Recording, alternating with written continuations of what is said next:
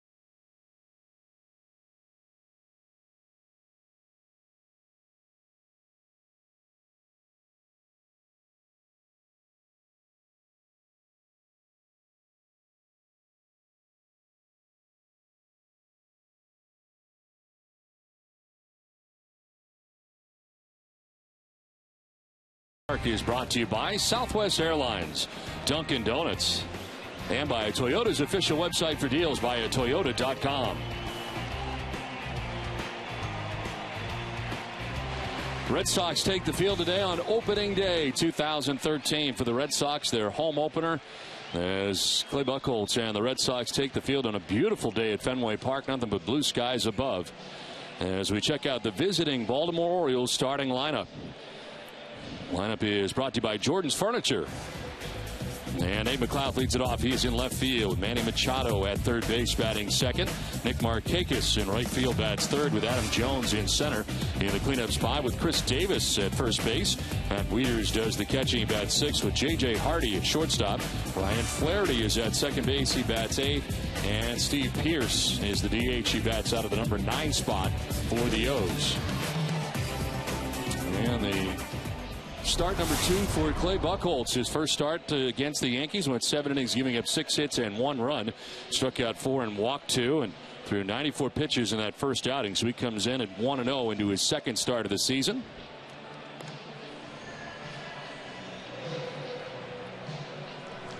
And the Red Sox defense is brought to you by Southwest Airlines. They have not made an error in the 6 games that they've played. Will Middlebrooks will be at third base. Jose Iglesias, the shortstop. Dustin Pedroia at second.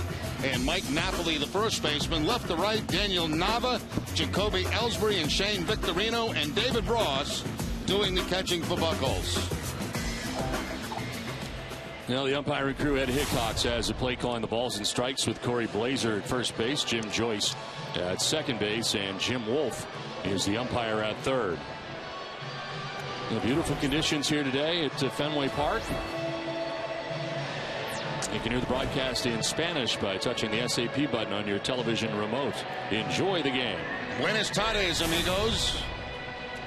You know, the conditions today, 59 degrees here at Fenway Park. Not bad at all. Breeze out to left, and the forecast is clear for the remainder of the day. And nothing but blue skies above, not a cloud in the sky as we start play today in this home opener from Fenway Park. Just a very slight breeze, and that breeze, whatever it is blowing in, but not very much at all. Beautiful day here in Boston. So Nate McLouth about to lead it off for the Orioles. Of course, the wild card winner last year. Getting into the postseason, one of the bigger surprises of 2013 was the play of the O's under Buck Showalter, and they bring back a large contingent of the team that was so successful last year. And really trying to prove that last year was not a fluke and that they are just that good. As Clay Buchholz ready to deal with the first pitch of the afternoon. And it's grounded foul. We're underway.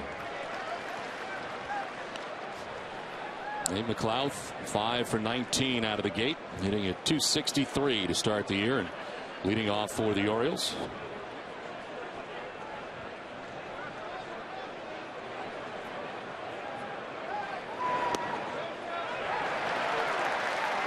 And 2 as Buchholz jumps ahead. Red Sox defense playing straight up against McLouth.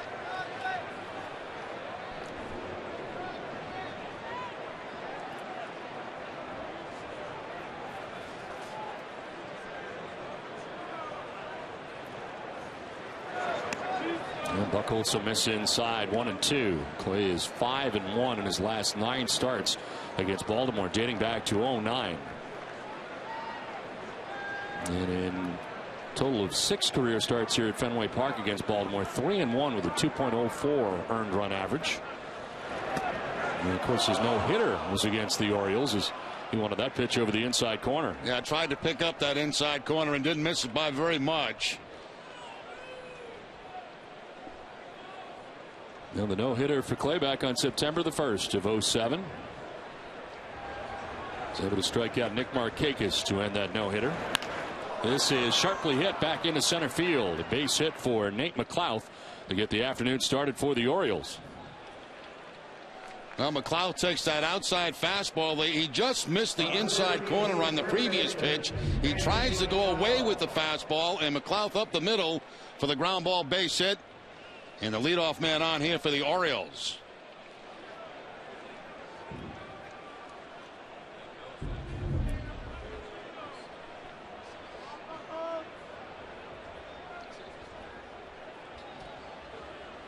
Nate McLouth at first base, held on by Napoli as Manny Machado arrived on the scene last year for the Orioles. Stands in, the rookie last year, and terrific first season this year, off to a 192 start. He is 5 for 26 out of the gate.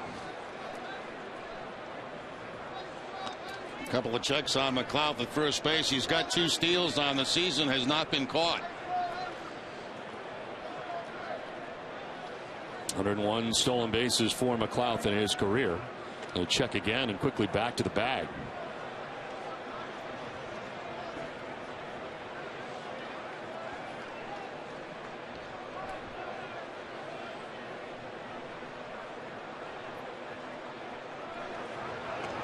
Third try, this one a little closer as McLouth had to dive back. Tried to increase his lead by about a half a step, and that time a very close play at first base. Almost caught him in between steps trying to increase that lead.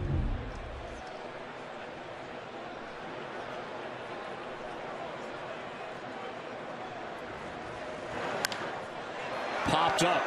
Down from first comes Napoli, battling the sun in the fungo circle. He'll make the catch. Let's welcome in Jenny Dell on this opening day from Fenway.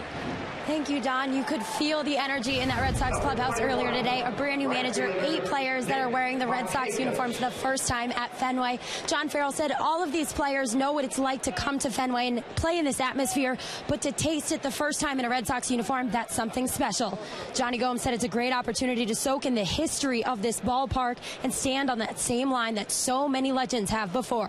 And Will Middlebrooks, he said, we love the pressure to win win, and Red Sox fans expect us to win. There's nothing like playing at Fenway Park.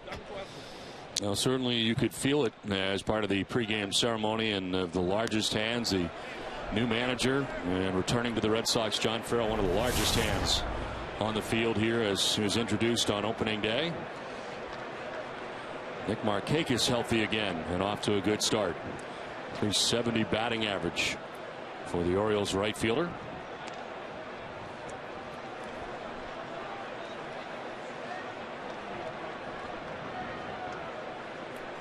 Markakis hitting at 370 on the year.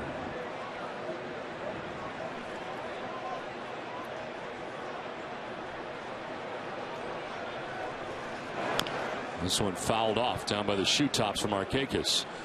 Well, the Geico quote of the day comes from Will Whittlebrooks. It's a good feeling to be going home because we're playing well and should only get better at Fenway. That's huge, having that momentum, and certainly a much different feeling for the Red Sox coming home this year than either of the previous two, with their 0-6 leading up to their home opener at Fenway.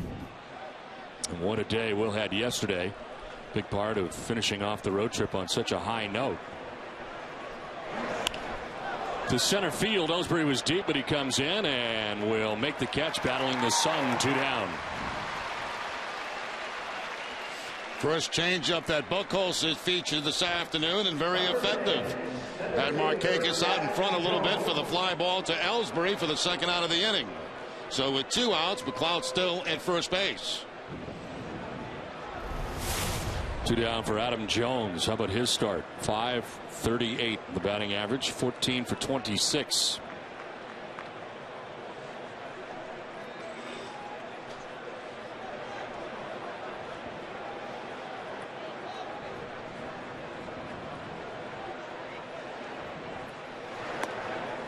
Just off the outside edge. Buchholz wanted it.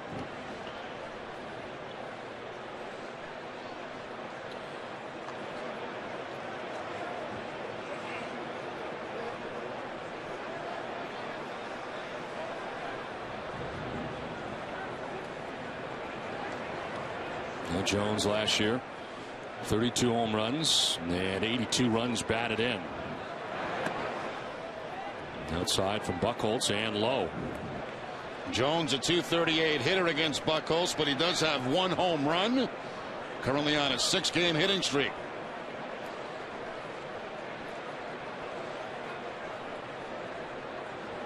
McLeod, who led off the inning with a single, still at first base with 2 down in the inning. Fly ball to right field, sending Victorino back a ways. He'll have room shy of the track. Makes the catch. It ends the inning. The Orioles leave a runner at first. Red Sox are coming up when we come back to the fence.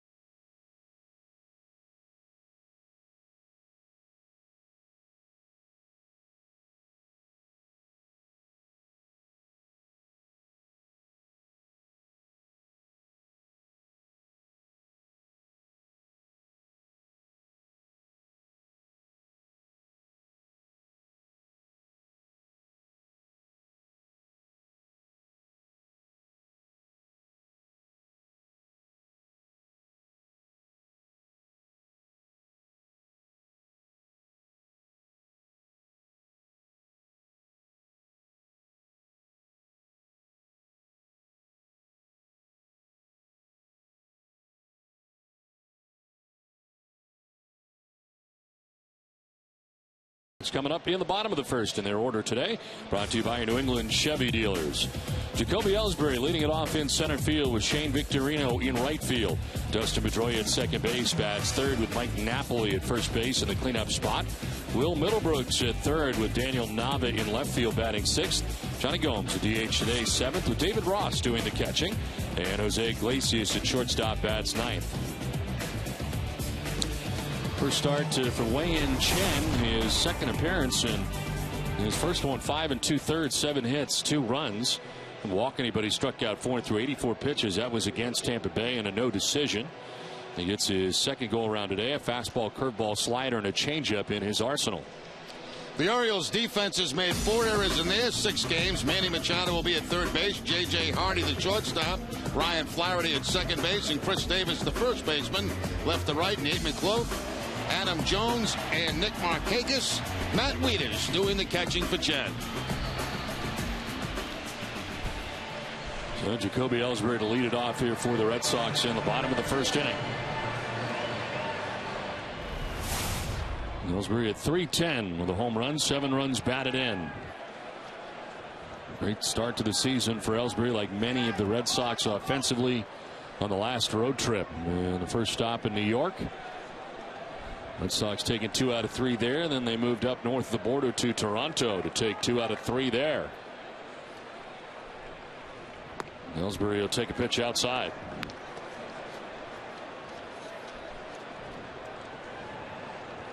Chen, part of a much improved Orioles rotation last year, and really the key to their success. And he has been very good against the Red Sox in 3 career starts against Boston, 2-0 with a 2.50 ERA. Last year, 12-game winner, 12-11 with a 4.02 earned run average in 32 starts for the Orioles.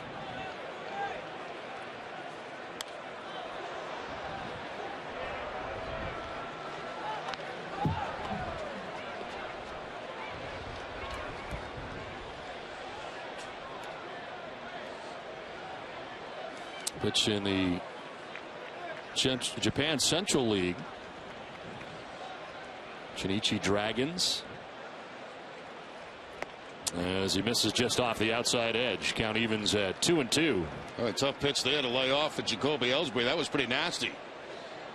Fastball down and away. Take a look at the Amica pitch zone, and just missing the outside corner. There's a pop-up right side. Ryan Flaherty puts the glasses down, and equidistant between first and second makes the catch. Well, the Red Sox Foundation helps children play ball for fun, for health, and for life. One way they do that is through the RBI program, which stands for Reviving Baseball for Inner Cities. We salute our friends at H.B. Hood who support the Red Sox Foundation. One down here in the bottom of the first inning, and here comes Shane Victorino. Victorino, an 8-4-25 start, and has been in and out of this number 2 spot in the Red Sox order. He is in there today, and Chen deals with strike 1. Shane Victorino at .320, no homers and 4 runs batted in.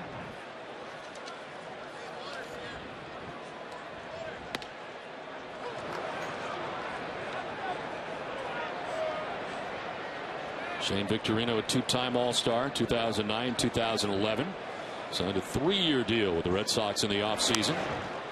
Shoots it foul, and it's 0-2.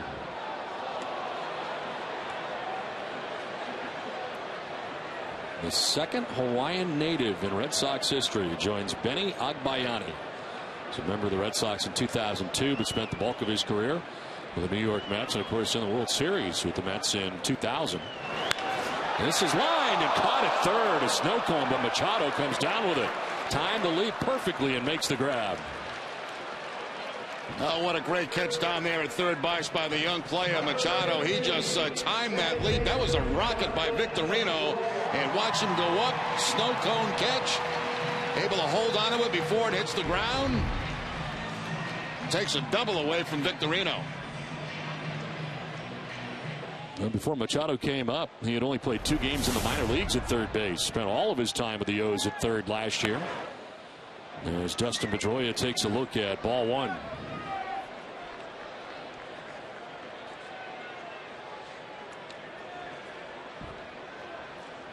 Downfield straight away with 2 down.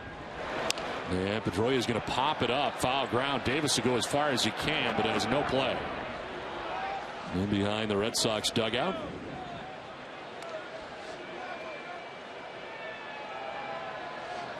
A happy fan there. Opening day souvenir.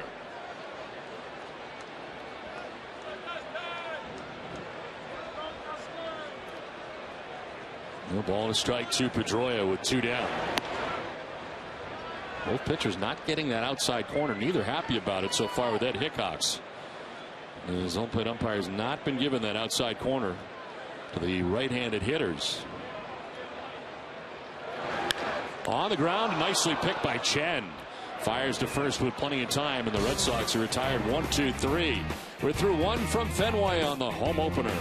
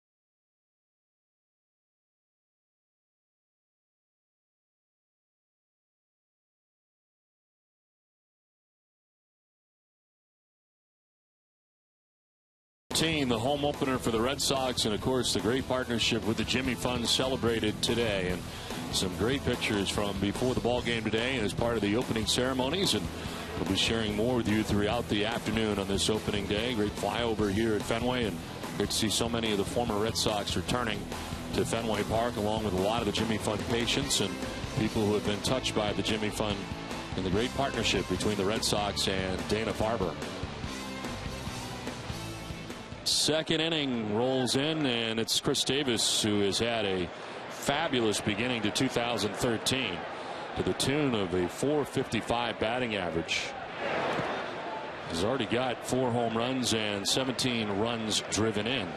And the Red Sox immediately going to the overshift against Chris Davis with Pedroia in short right field.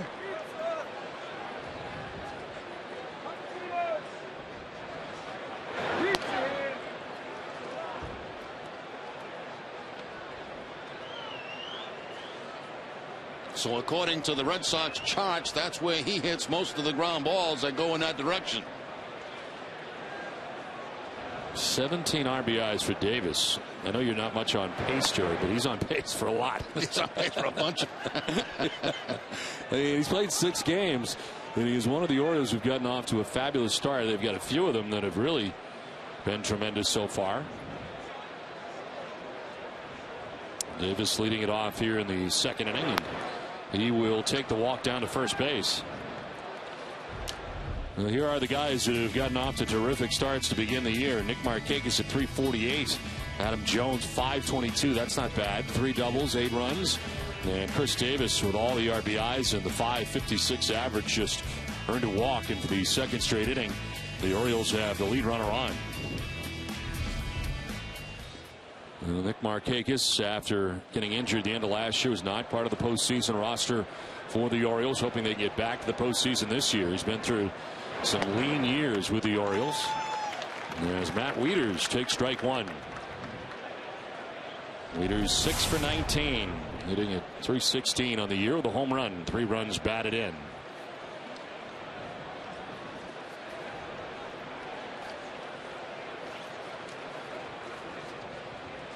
All-star catcher. Throw to first base, and back is Davis. Buchholz spent a lot of time worrying about Nate McLouth in the first inning.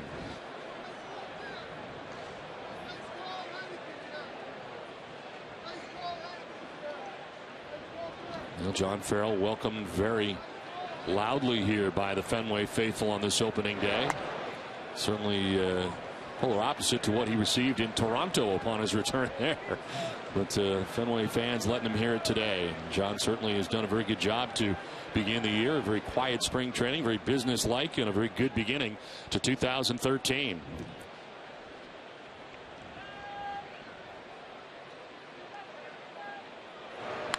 In the air to right field for Wieters and deep. Back goes Victorino. Will take him to the dirt of the track, but he makes the catch. Davis is going to stay there as Victorino gets it back in quickly. And a long drive for Wieters, but the wrong ballpark. Out number one. Yeah, wrong ballpark on the wrong day, and that ball was hit pretty well when it left the bat. It looked like it had a chance.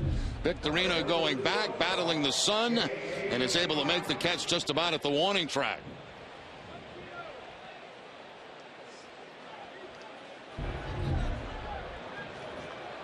So 1 on, 1 out. And that takes us to J.J. Hardy batting out of the 7 spot. 208 start to his season. 2 homers and 5 runs batted in.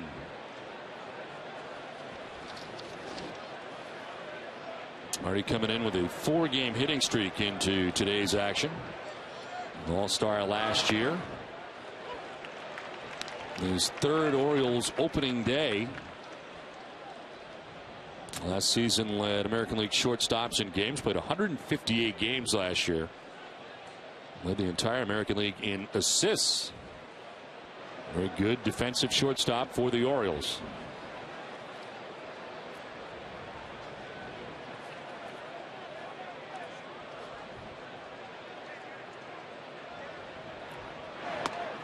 That's in there for a strike, and Buchholz jumps ahead 0-2. Back-to-back fastballs from Buchholz, both trying to stay away from J.J. Hardy. That time on the outside corner. Exactly where Ross was set up.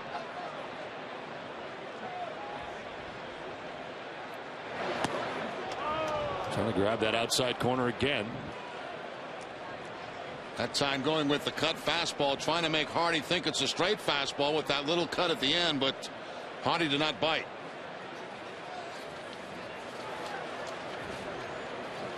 Now a 2-seamer away. That picks up the outside corner for strike 3. Hardy doesn't like it. First strikeout of the afternoon for Clay Buchholz. Now that was beautiful pitching right there by Buchholz. He first goes with a fastball away, then a cut fastball away, and then comes back with the 2-seam fastball that comes back over the inside part of the plate. Amica Insurance is the proud sponsor of the Amica Pit Zone.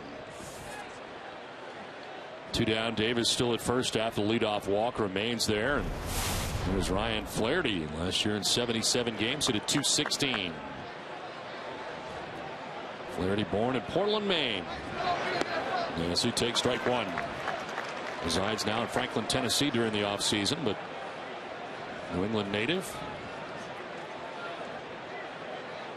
Graduated from Deering High School in Maine. Played quarterback on Deering's 2003 Class A state championship team. Then went to Vanderbilt University in Tennessee, and mentioned spends his off seasons there now. He's the oldest son of longtime University of Southern Maine coach Ed Flaherty. Swing and a miss, and it's 0-2. A change up and a change up down in the zone, down and away from Flaherty. Draws the off balance swing.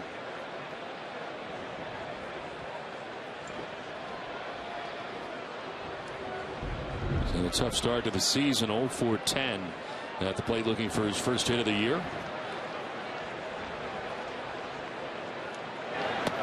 Almost got hit on a pitch down and in.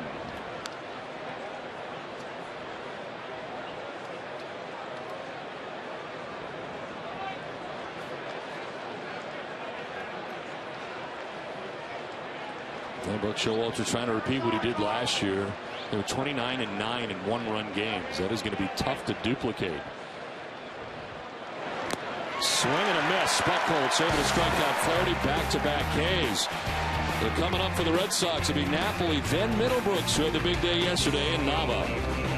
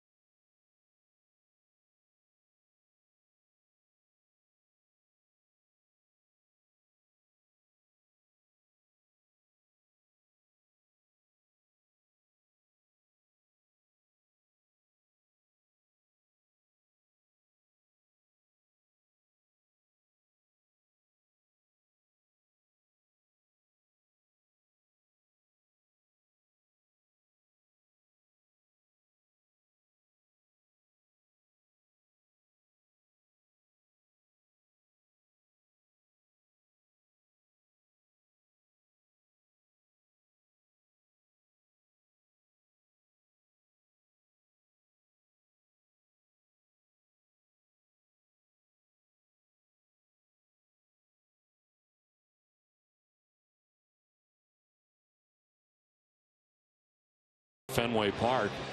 AT&T brings us today's Twitter question. Will all the magic and pageantry of the Red Sox home opener, what if any other sporting events, match the excitement and energy that has become synonymous with the first game at Fenway Park? Send us your comments at #SoxHomeOpener, and we'll bring you the best tweets from Red Sox Nation later in today's game.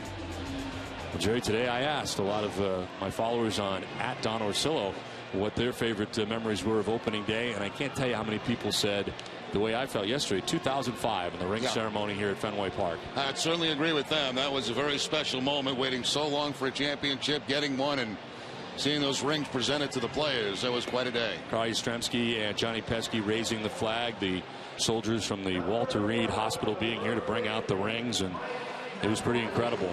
I was also surprised by how many people said 1998, a Movon's Grand Slam, and the big comeback. I remember that one too, yes. It's huge as well. Mike Napoli, 5 for 28 to begin the year. Will Middlebrooks and Daniel Nava. Did you notice how I slid my handle in there? Yeah, of course I did. @DonOrsillo? Yes, I did. Okay. Napoli takes ball one high. You just picked up about 40,000 followers. @DonOrsillo.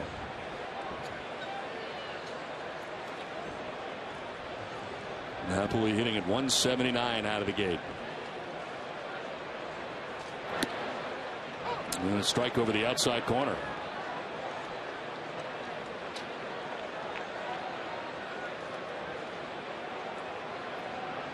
Mike O'Malley is here. Swing and a miss. And it's 1-2.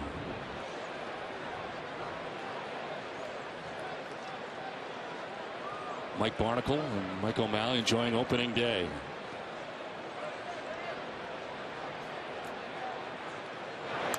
This one foul back to the screen. 2005, and here it is, a great day in the propping the flag here of 2004's World Championship. So Dominic DiMaggio, and of course the flag being raised, Johnny Pesky and Carl Yastrzemski. There's a fly ball to center right at Adam Jones out there, and he makes the catch in the first out of the second inning.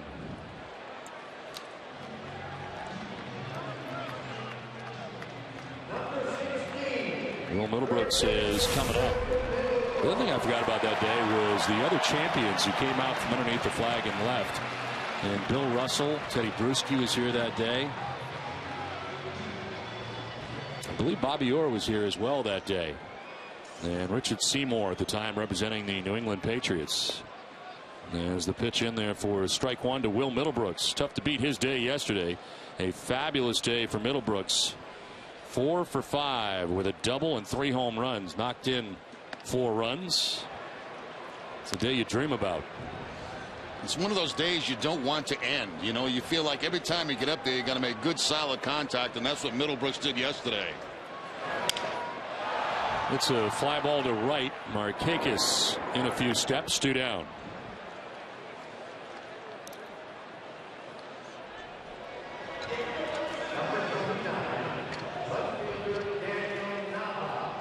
Let's send it down to Jenny.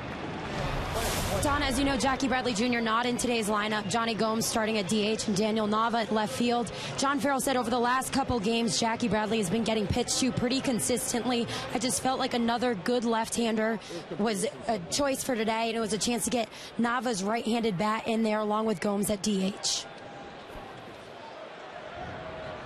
A tough trip for Jackie Bradley Jr.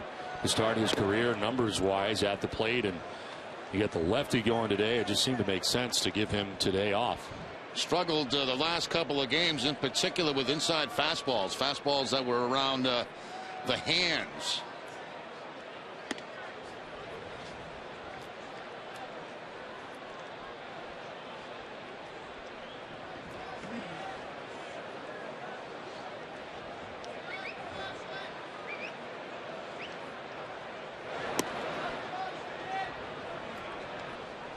Five in a row retired by Wei-In Chen to start his day. His second start of the year for the Orioles. Orioles coming in with a record of 3-3 to begin the year. Red Sox in first place at 4-2 coming into this home opener at Fenway Park.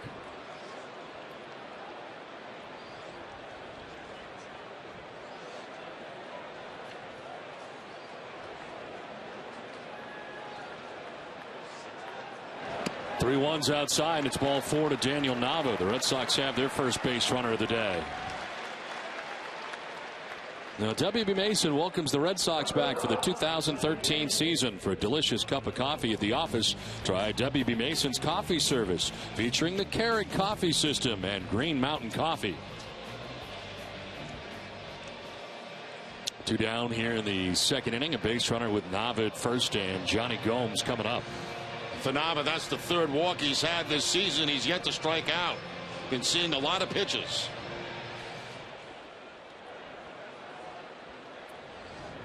Johnny Gomes 3 for 11 out of the gate. 273 to begin the young season. Was the opening day starting DH in the absence of David Ortiz.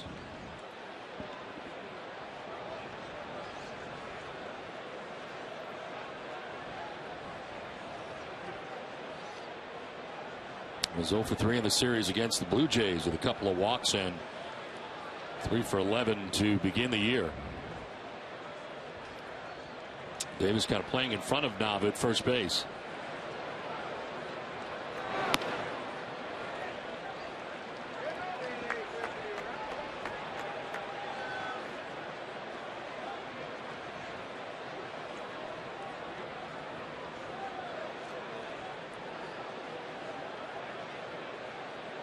Red Sox with 8 new players on the opening day roster to enter this season that have never played a major league game for the Red Sox.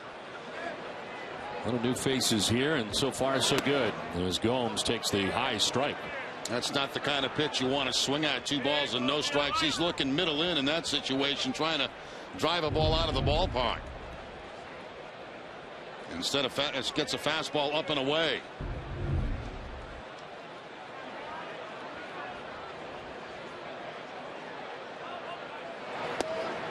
Over the inside corner. Gomes didn't like it, and it's 2-2.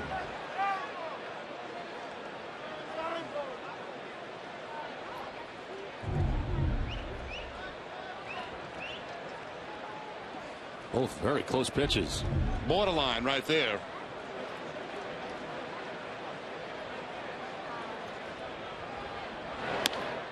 No, it's too far outside, and a full count now to Gomes.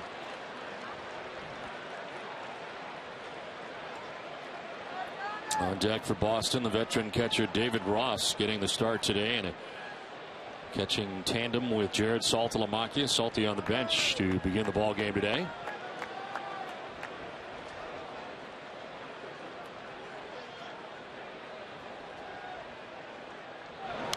Gomes will foul it off, and now will have to go back to the bag at first. He'll be running again, 3-2. Johnny Gomes, one of those guys embracing playing for the Red Sox and playing here at Fenway Park. Talked about getting the start today in the home opener. Very excited about it.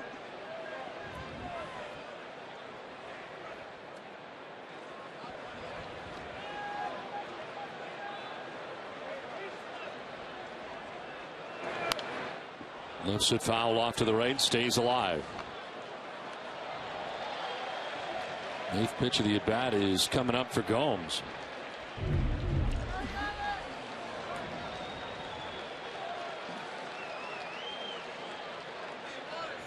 Right place, right time. Nice catch. For the early season, that's a very nice play.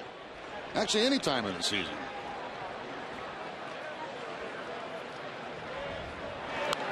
This one foul back. And the Sox and O's matching up today for the first of 19 games this season. And after the current series, they will not play until a 4-game series in Baltimore, June 13th through the 16th. So they'll be packing in quite a few games in the second half of the season.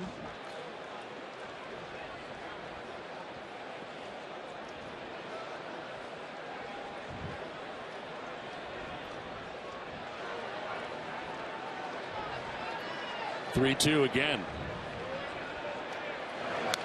And a foul back again. Regardless of what happened, this has been a very good at bat for Johnny Gomes. He's really made Chen throw a lot of pitches to him in this at bat. This will be the 10th pitch of the at bat for Johnny Gomes. The first 10 pitch at bat any member of the Red Sox has had this season.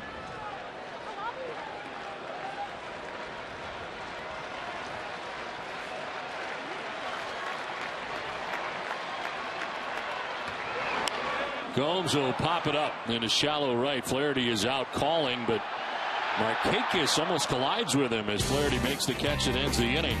Play 2 from Fenway without a score on this opening day.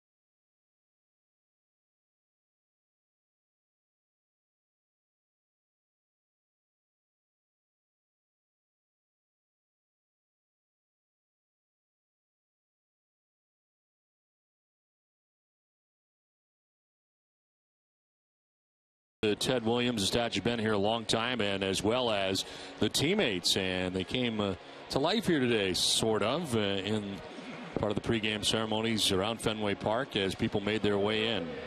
That would have freaked me out, Don. Yeah, I think so too. Nice delivery, though. It's a cross-seam fastball. No, beautiful day today. You could not ask for a better day for opening day here at Fenway Park, this time of year especially.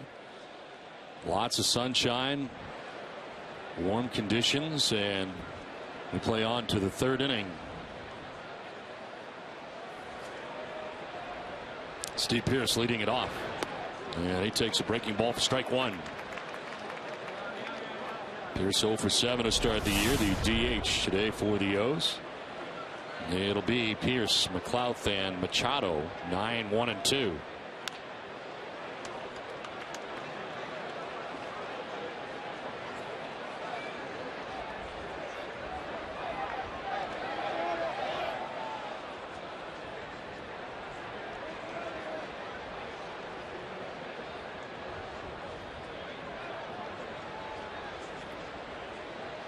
'30th pitch for Buchholz, and it's just off the outside edge.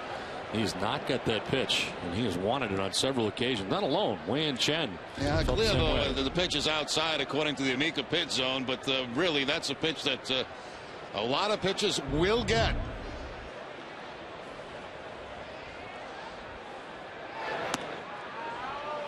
Two and two.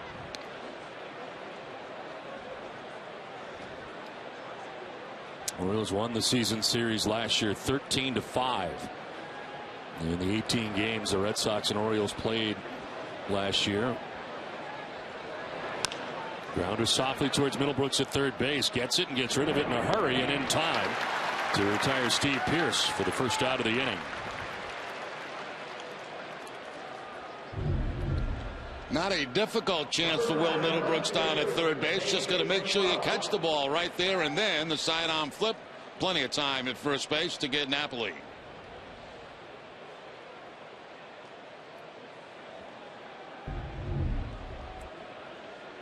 One down, 4 in a row. Retired by Clay Buchholz. It's back up top for Nate McLouth, former Pittsburgh Pirate.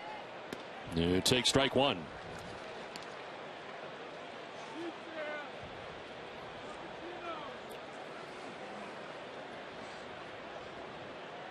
McLouth last year called up from AAA Norfolk.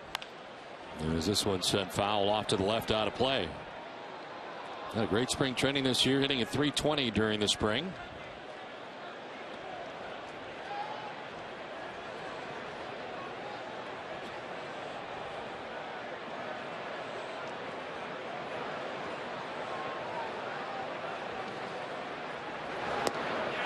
Strike three over the outside corner. Third strikeout for Buchholz. 2 down. Well, again, you know, that pitch just a bit outside, but when you're that close to throwing strikes, that close to home plate, you're going to get those kind of calls. And a perfect pitch right there by Buchholz. Just about unhittable.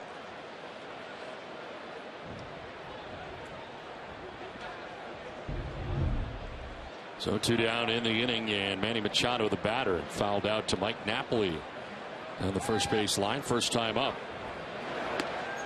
There's strike one to Machado.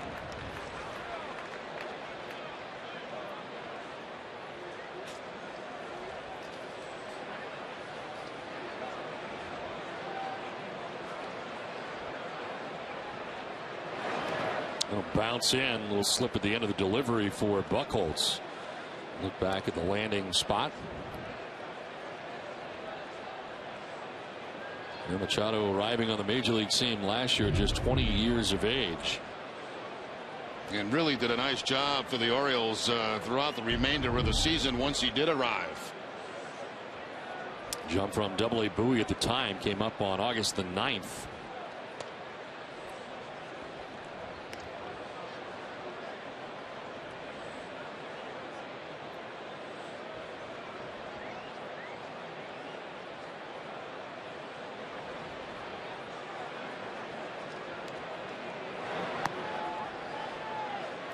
Ahead of the count, 3-1. Buchholz has walked one and struck out 3 through 2 2/3 innings.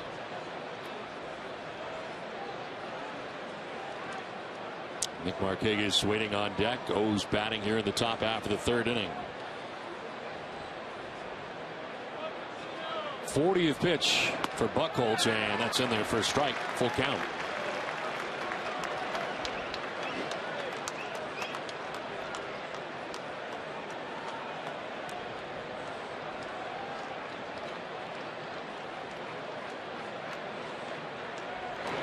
Machado sends one out to left center field. That's going to fall in for a base hit. Ellsbury will play it back into the infield, but a 2-out single for Manny Machado. Second hit of the day for the O's. Well, Machado that time gets on top of a high fastball from Buchholz and keeps Buchholz away from the 1-2-3 inning. There's that high fastball and the line drive into center field. So Machado stands at first base, does not have a steal on the season yet. So 2 outs, Machado at first and Nick Markakis the batter.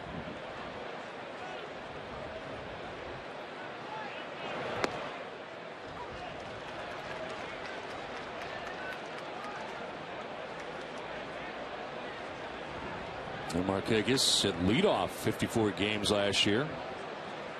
Batting third in the order to begin this season.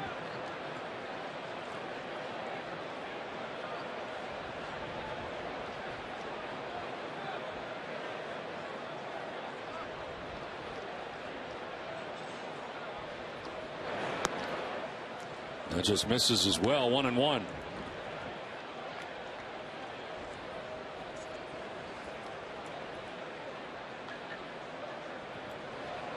Best season for Markakis prior to the injury since 2008. Finished the year at 298 last year. Hit 306 back in 2008. Lead on the fastball and is down 1-2. 93 on that last fastball from Buchholz. A rising fastball.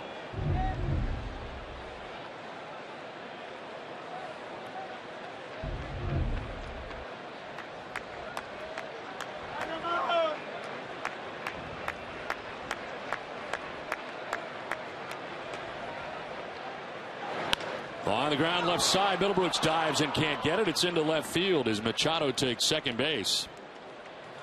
So back-to-back singles with 2 outs in the inning for the O's.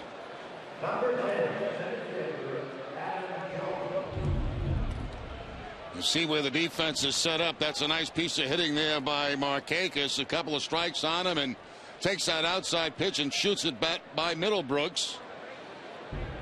So after a couple of quick outs, back-to-back hits for the Orioles here in the third inning. Don't see Markakis do that very often, shoot one down that third base side.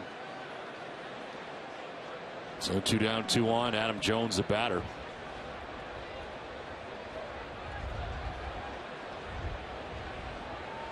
Fly to right in the first inning.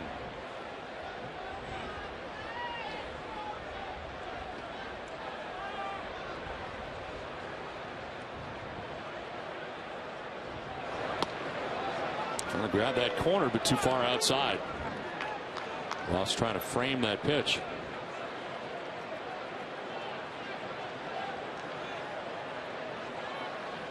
Juan Nieves, the new pitching coach for the Red Sox. Good first time through the rotation for the Red Sox, and then very good yesterday by John Lester. 2-0. Another long look in by Buchholz. He wanted that second pitch, but again, it's away.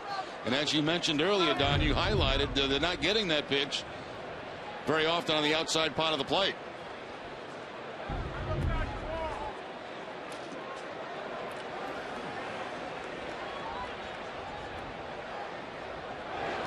Swing and a miss, and it's 2-1. That's a good 2-0 pitch there by Buchholz. A cut fastball. Adam Jones sitting all over the fastball in that situation, thinks it's going to be down the middle of the plate, and then the cutter going down and away.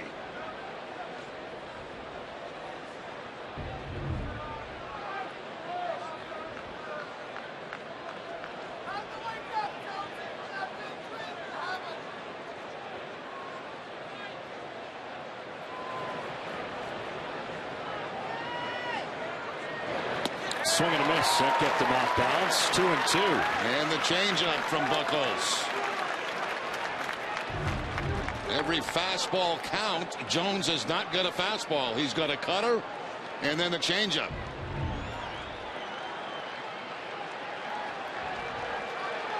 Machado at second. Markakis at first. 2 down.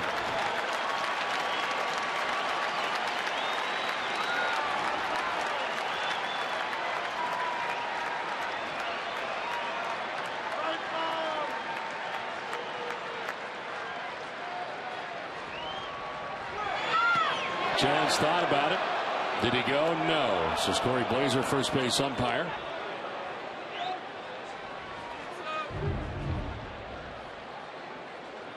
Take a look from the side. I think a very good call right there. No swing by Jones. Clay Buchholz has had a battle in this inning. A lot of long counts, and 3-2 here again to Adam Jones. Round will fall in for strike 3. The curveball gets Adam Jones to end the top of the third inning. The Orioles strand a pair.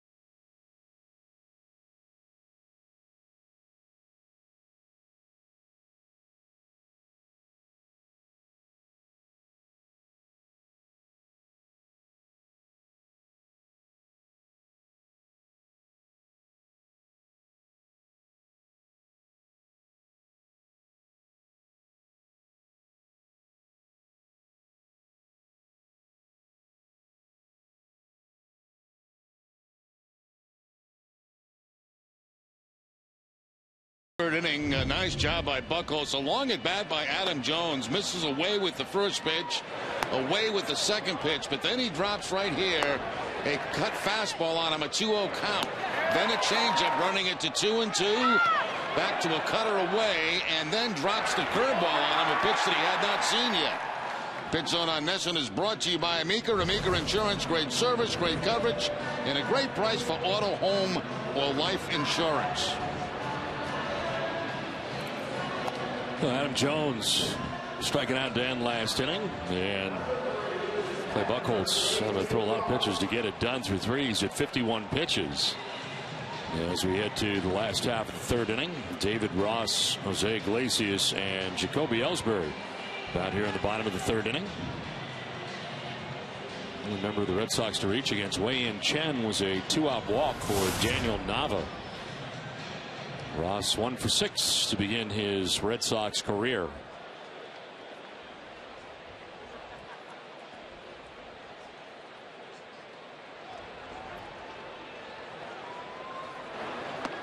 And he takes strike 1 from Chen.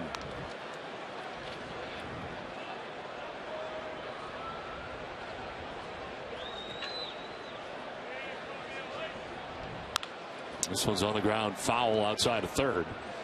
Closest thing to a hit for the Red Sox was that line shot by Victorino, and a very nice play by Machado at third base.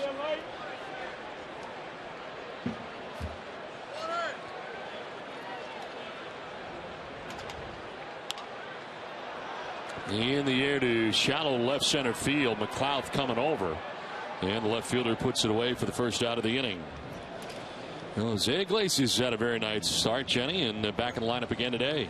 That's right. And John Farrell said that he's finally found what works for him at the plate, that he's being aggressive. He's in a good place and back to his natural swing. And shortstop Stephen Drew slated to wrap up his 4-day rehab assignment with Portland today. Supposed to join the Red Sox back on Wednesday. Farrell was asked how that may affect Iglesias going forward. And he said, you know, athletes are wired for today. He's going to go out there and say, what can I do today to help this team? Well, it has been a terrific start for Iglesias. He had hit with a pitch, and Toronto missed a game, but back in there and back at it yesterday.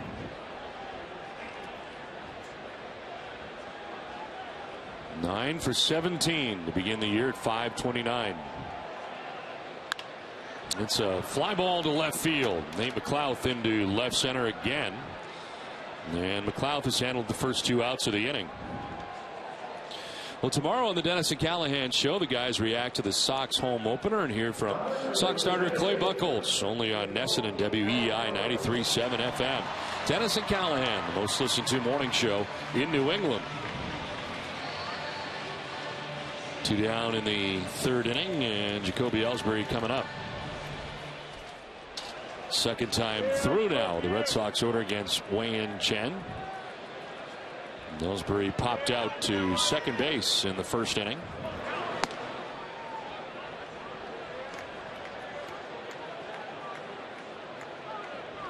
A lot of things had to go right last year for the Orioles to accomplish what they did. So many one-run games, and certainly tough to repeat it, but Buck Showalter trying to do the same thing with largely the same group. Well, it was that bullpen. I mean, that bullpen last year was outstanding toward the end of games, and that's why they were involved in so many close games and close wins. And it was a real turnaround season for the Baltimore Orioles and their fans. There's a fly ball to left. McLouth has a chance to handle all 3 outs. And on 8 pitches, he does. It is a 1-2-3 third. We head for the 4th inning without a score from Fenway.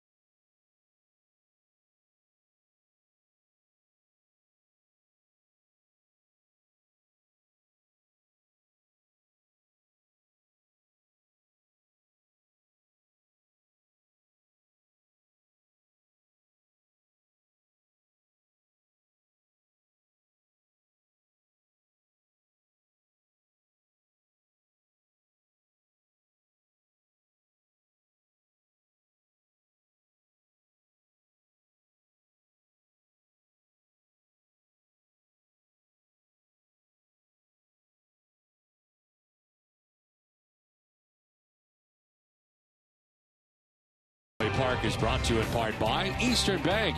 You put your family first, your job first, even your team first. Isn't it time someone put you first? Eastern Bank does just that with products like Eastern Free Checking. Here, you're first. Eastern Bank.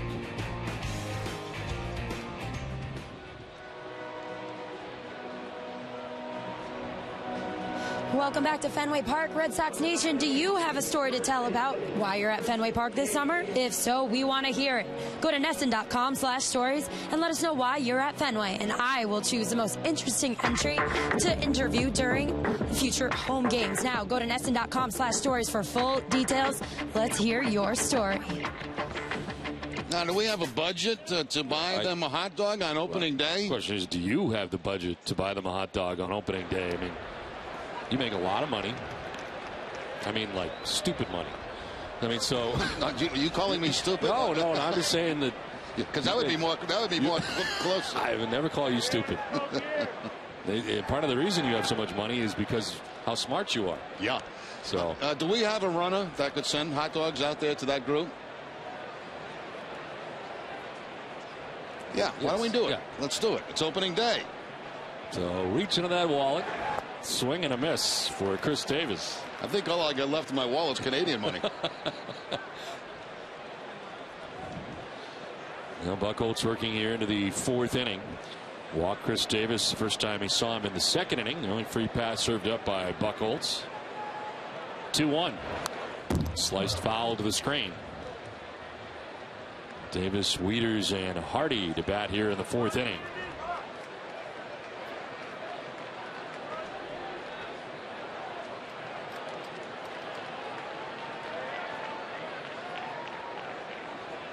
Red Sox into the shift on the right side again for Davis.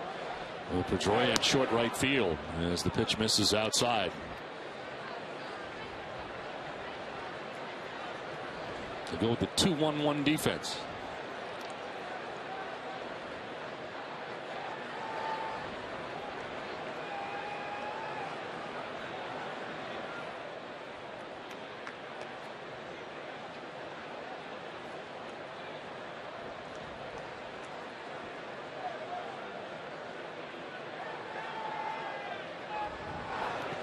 This will bounce in, and it evens. Actually, now moves to a full count, 3-2.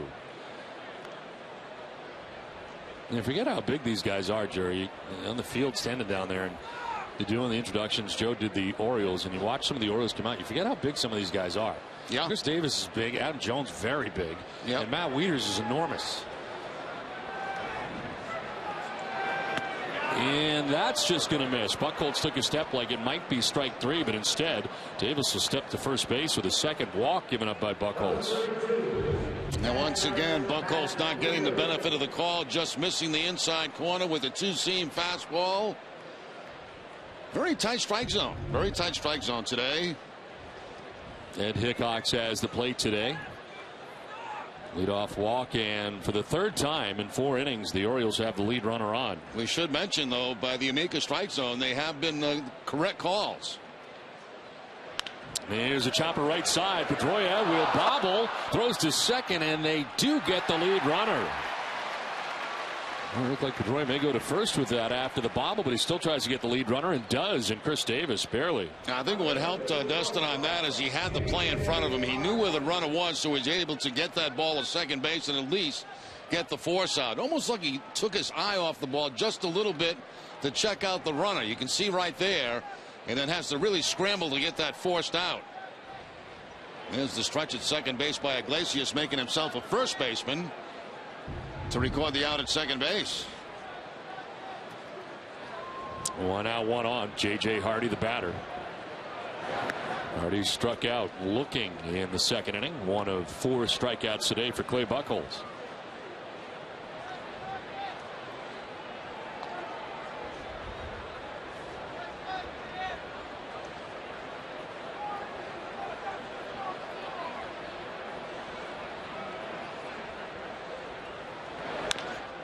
Towards Pedroia with another chance for 2. Flips to second for 1. On to first for 2. The Red Sox able to turn their first double play of the day. Wraps up the top of the 4th inning.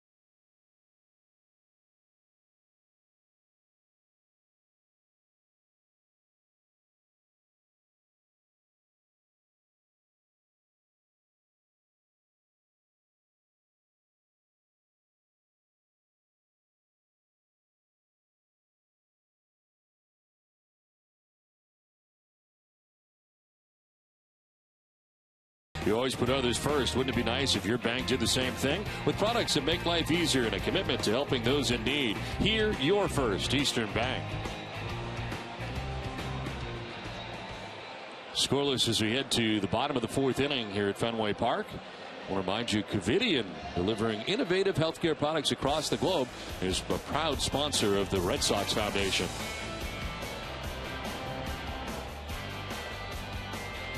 Bottom of the fourth inning, it'll be Shane Victorino, Dustin Pedroia, and Mike Napoli face Wei-Yin Chen, who has not given up a hit through the first 3 innings of this contest.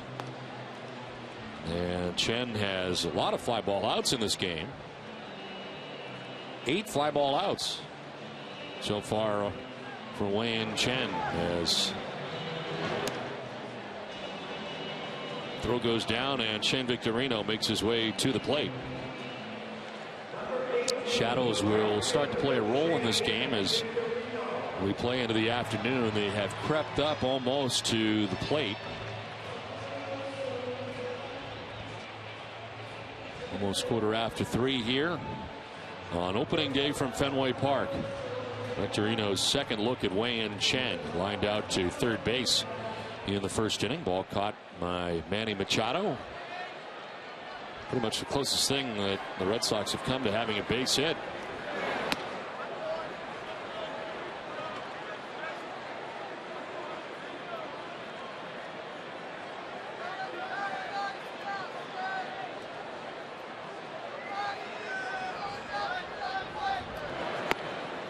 In there for strike over the inside corner, 1-1. Chen did not get a decision in his first outing, his second start of 2013. And there's a base hit into left center field. McLeod cuts it off. Wide turn at first for Victorino, but the first hit of the day for the Red Sox. Well, a beautiful day here today for opening day. Couldn't ask for better weather. Wasn't so much back in 1996, however. They had snow on opening day for the home opener on April 8th of 1996. On this date. How about that knuckleball from Wakefield? That's pretty tough conditions to try to play a home opener in. Much better today. Good to see Tim Wakefield today on the field. Good to see Pedro Martinez. Rico Petrocelli was here. Bob Stanley was here.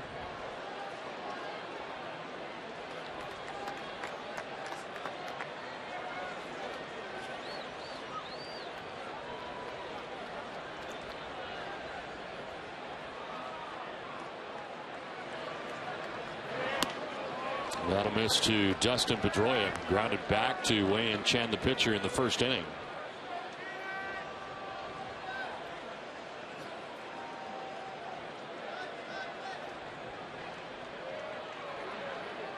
Red Sox have won their last 8 home openers since 2005, outscoring opponents 67-25 in those games. Go to first and back to the bag is Victorino. Victorino with a couple of steals on the season. He has been caught one time.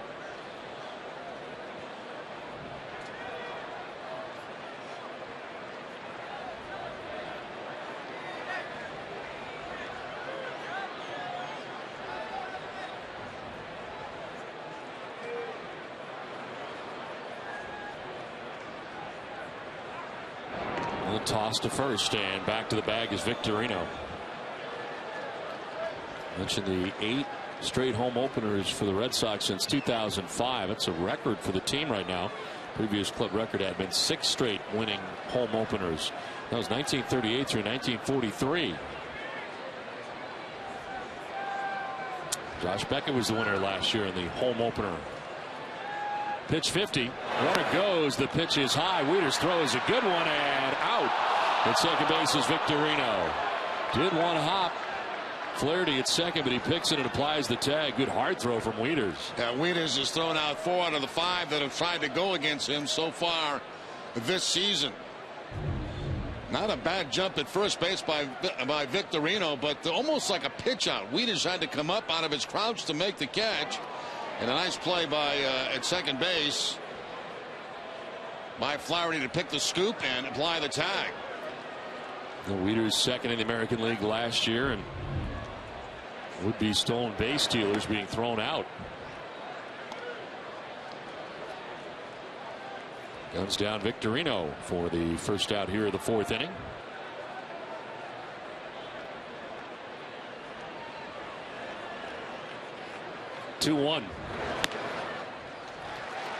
Ball 4. Count must not have been 2-1 as he heads down to first base. Second walk given up by Chen.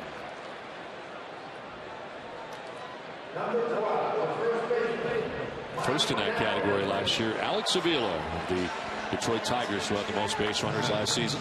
Excellent defensive catcher. Very, very good. Very quick, strong throwing arm. Wieners, for a tall guy, really gets rid of the ball in a hurry. 1 out, 1 on. Mike Napoli, the batter. When you think of tall catchers, you think of a guy like Carlton Fisk. Right. How is he at throwing out base runners? Very good. Very good. Had strong throwing arm. Very strong throwing arm. Wieners' size reminds you an awful lot of Fisk.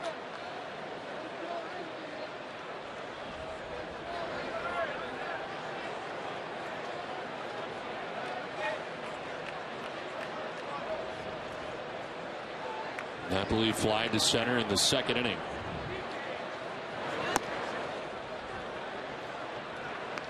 Chen looking in, a little extra. Thought that one was a strike.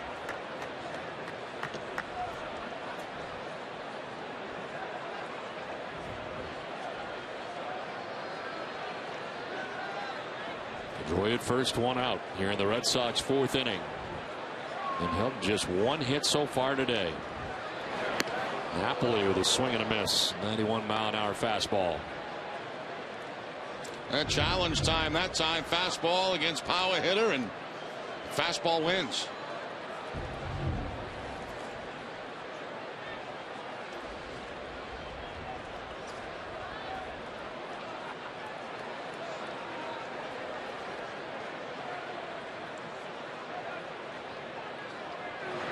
Napoli grounds one towards second. Flaherty can make it 2 to second for 1 on to first. It is 2, and it ends the 4th inning. We are through 4 in the home opener. No score from Fenway.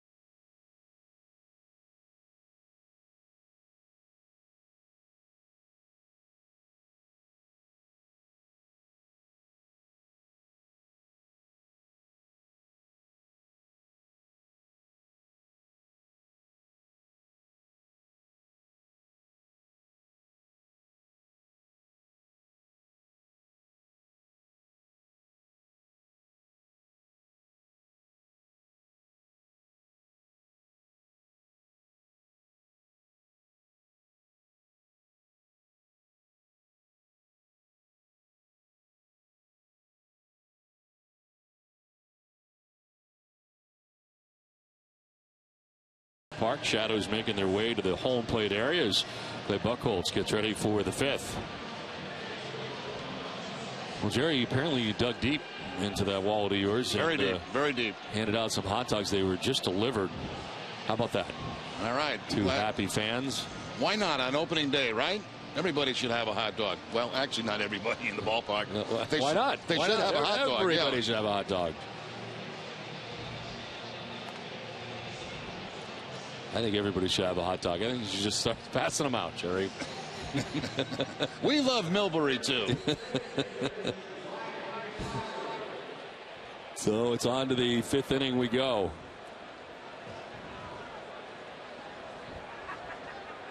Ryan Flaherty is 0 for 11 to start the season. He struck out swinging in the 2nd inning. 4 strikeouts so far for Clay Buchholz. It's jammed and fouls it back.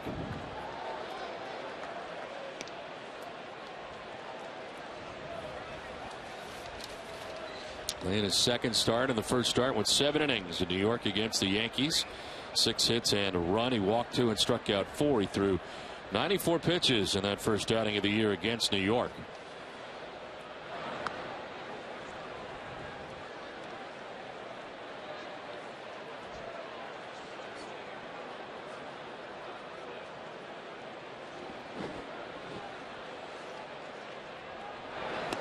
That'll miss outside, and it's 2-1. The top 3 hitters in the Orioles order have the hits. Nate McLeod a single, Manny Machado a single, Nick Markakis a single. Nobody has a hit 4 through 9.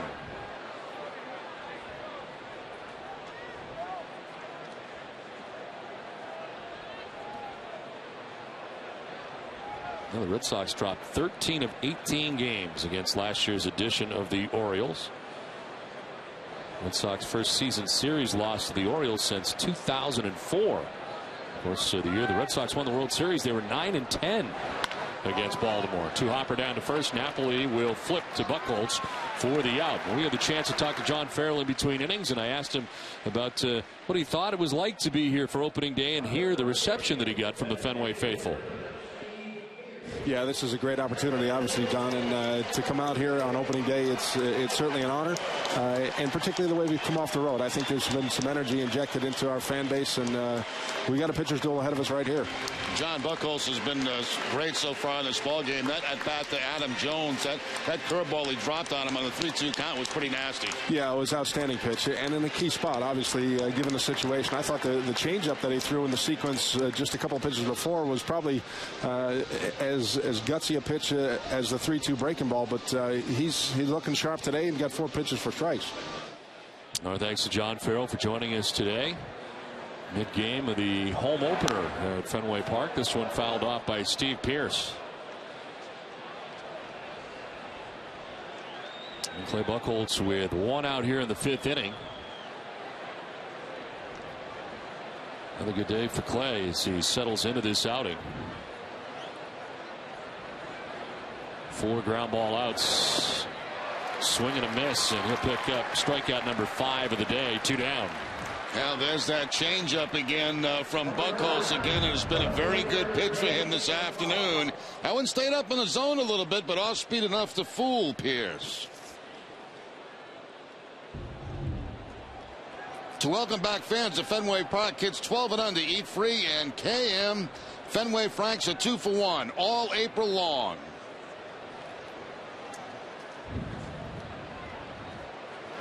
So it's actually 2 for 1, so you really only paid for 1, is what that means.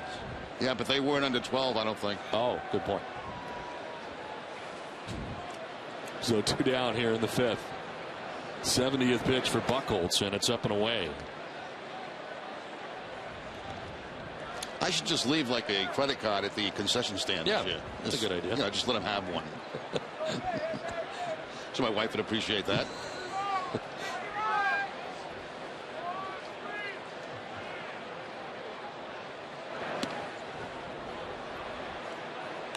Buchholz frustrated again with a pitch that is a little bit closer this time to that outside corner. He does not get the call. Now Ross is set up on the outside part of the plate. The pitch ends up on the inside part of the plate, and when they cross over like that, a lot of times you won't get the call.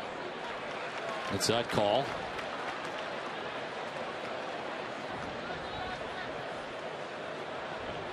Four in a row retired by Buchholz. There's 2 outs here in the 5th. Nate McLeod will tap it foul. McLeod has 1 of the 3 hits the Orioles have today. A single in the 1st. Struck out looking in the 3rd.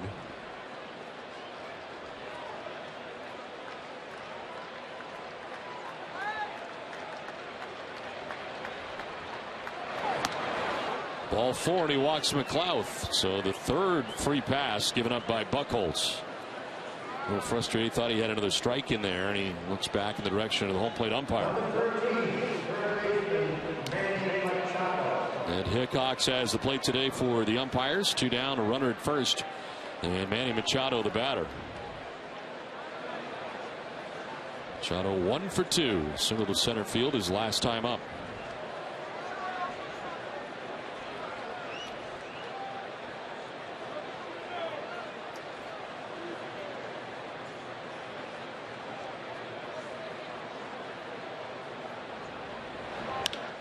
Fly ball to right field. Victorino in the sun field out there. There to make the catch that ends the inning. The O's leave a base runner halfway through this one without a score.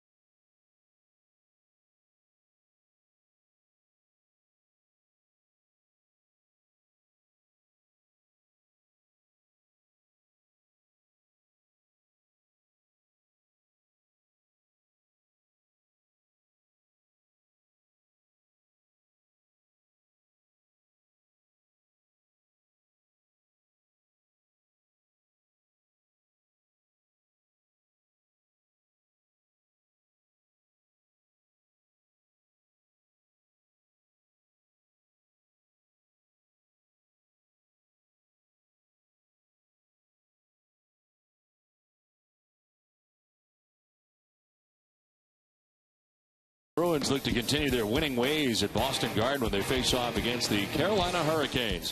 Nesson's pregame coverage begins at 6:30. Then Jack, Brick, and Natko bring you the Bruins and Hurricanes tonight live on Nesson. Look at the full night schedule for Nesson. It is a busy day and night. Opening day here at Fenway Park. And then coming up next, extra innings live, 5:30 Red Sox final. At 6 p.m. the Big Bad Bruins. Bruins face-off live begins at 6:30. Get you ready for the Hurricanes and the Bruins. Bruins overtime live, and then Nesson Daily to wrap up your day and kind of put a bow on the whole thing. More faces around the ballpark here as we head to the bottom of the 5th inning. And no score in this one so far.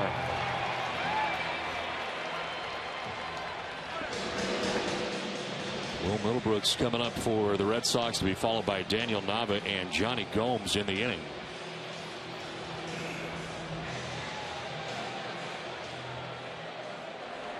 Shadows have now gone across the home plate area, make their way out to the mound. There's a pitch in there for strike one to Middlebrooks. Will fly to right field in the 2nd inning, 0 for 1.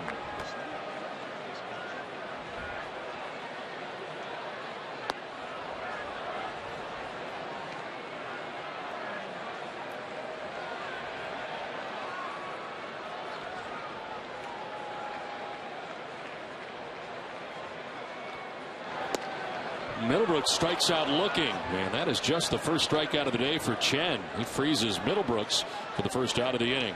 Will didn't like it, but that looked like a good pitch from Chen. Got the fastball down and in on Middlebrooks to pick up the strikeout. He jumps back, but clearly a pretty good pitch. One down here in the 5th inning. Daniel Nava coming up. Nava, one of 2 walks allowed by Wei-In Chen today.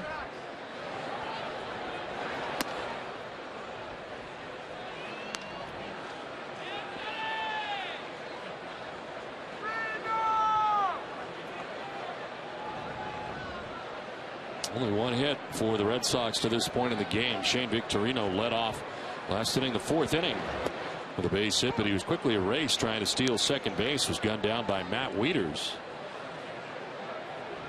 So both starters doing a nice job.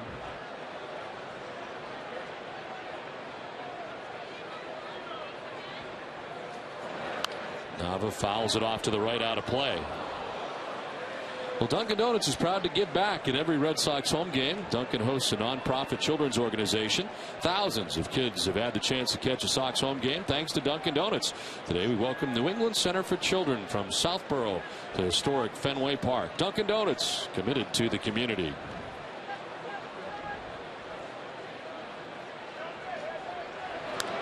Another foul back into the grandstand off to the right. You mentioned a couple of innings ago, Don, the shadows creeping up toward home plate. Not really a factor yet, but they certainly will be by the time this game ends. What did you say the toughest is? About halfway to the mound? Yeah.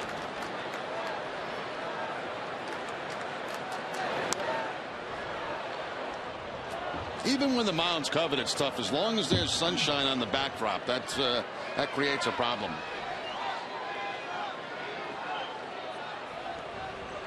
I would think trying to find the rotation would be difficult.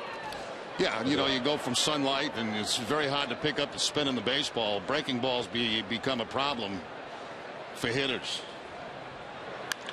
And this is through the left side of the left field. A base hit. 1-out single for Nava. And just the second hit of the day for the Red Sox. Now Nava now with a 5-game hitting streak as he gets the changeup and finds that hole between third and shortstop. So a walk back in the second. Now the base hit in the fifth. He's been on twice today. Well, Nava's always enjoyed hitting against the Orioles. A .385 hitter against Baltimore. And on for the second time today. 1 out, 1 on. Johnny Gomes coming up. Gomes popped out to second base in the second inning. 0 for 1 today as he operates out of the DH spot.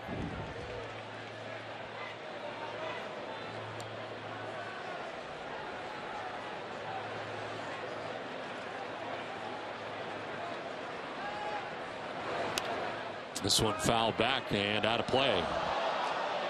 Chen throwing about 91 miles an hour for the most part today. Well in control of all of his pitches. His fastball, breaking ball, couple of changeups. Seems totally unfazed by coming in here on opening day. 27-year-old. This one fouled back again. It's 0-2. You know, that's one that Johnny Gomes would like to have back again. That was a fastball right down the middle of the plate.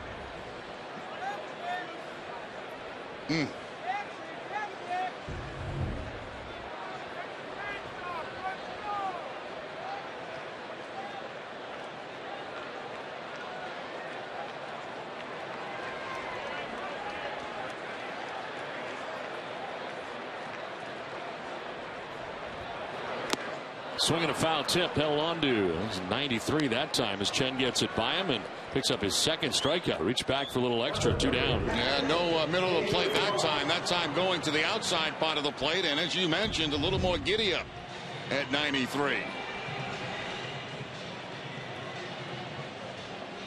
2 outs here in the 5th inning, and it brings up David Ross. Ross flied out to left in the 3rd. Away in Chen in 3 career previous starts against the Red Sox. Comes in at 2-0 with a 2.50 earned run average. 18 innings pitch coming in. He's given up only 5 earned runs. You can tack on 4 2/3 more now. He's held the Red Sox just to 2 hits. It's a little bit like the game that Jay Happ pitched against the Red Sox up in Toronto.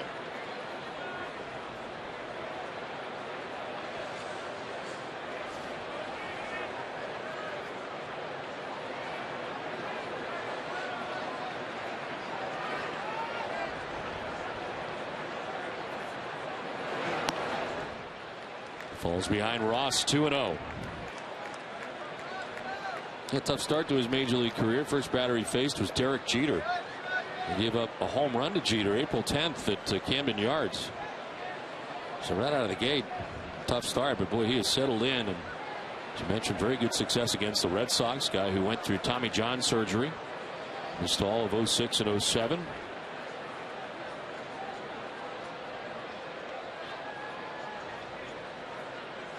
Two starts here at Fenway Park. He's 1-0 with a 3.00 earned run average. And pitching well again today.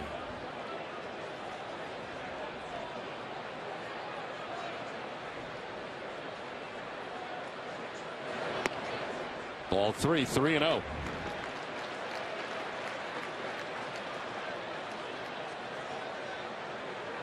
Ross may have the green light here, 3-0.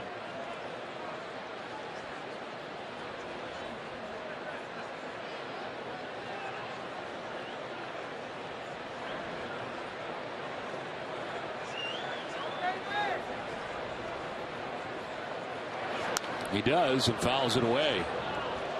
You know you're going to get a fastball. You're looking from the middle of the plate in. You get 2 outs in the inning. The number 9 hitter on deck. Everything's breeze. Green light, 3-0.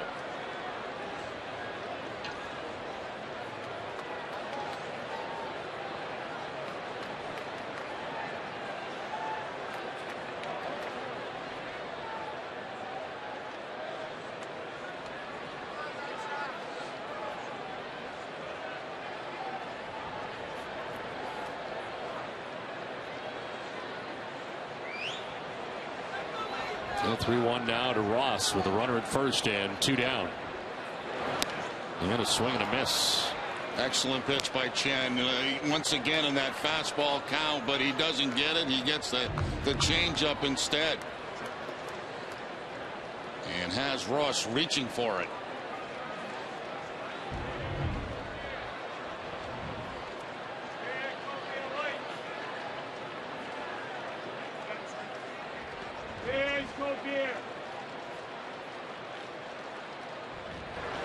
This is a one-hopper to second baseman Ryan Flaherty from the outfield grass. He throws out David Ross and ends the 5th inning. We head to the 6th. Still no runs.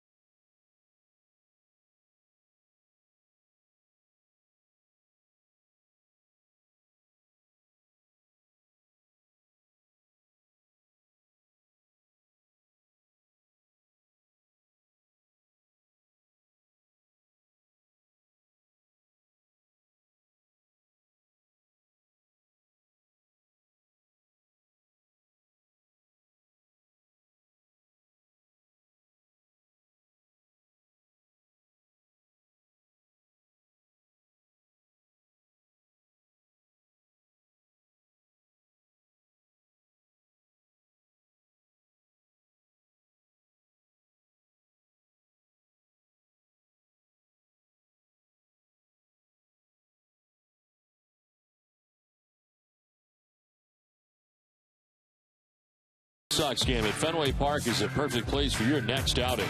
Call 617-226-6835 to plan the perfect trip today. And Jenny, there are lots of home dates right out of the gate in April for fans to plan for groups to come to Fenway Park. There certainly are. And now you can use your mobile device and social media to know where the Sox will be all season. Scan the code that's on your TV screen to download the complete 2013 Red Sox schedule. NESN and NESN.com have made it simple to keep your Sox on all summer long. I just scanned that code and I see we have an off day tomorrow. Yes, we do. We'll resume this series on Wednesday. 2 more games left in the series against the O's as part of this homestand for the Red Sox. And then the Tampa Bay Rays will be coming in for 4.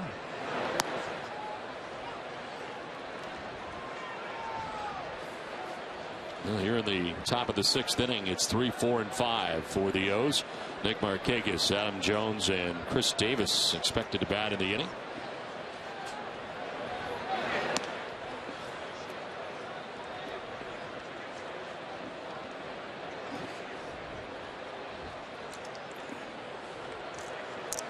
Markakis today is fly to center and single to left. 1 for 2. There's a 2-hopper down to first, bounding ball to Napoli, who flipped to Buchholz, and he tags the bag for the first out of the inning. Everybody kind of wondering what's going on with John Lackey after he walked off the mound the other day in Toronto. And Jenny, it seems like it could have been a lot worse than it is. Absolutely. And an MRI yesterday revealed that there was inflammation but no tear in the right bicep. John Farrell unsure about if they're going to put him onto the DL, but they're looking forward to seeing what's going to happen in the next coming days. He's getting re-examined today, and he said that most likely he won't be ready for his next start, which is scheduled to be on Friday against the Rays. Right now, looking towards Alfredo Aceves for that one. And one down here in the 6th inning, and certainly wish John the best. Hope he gets back soon. He was pitching very well in that game prior to the injury.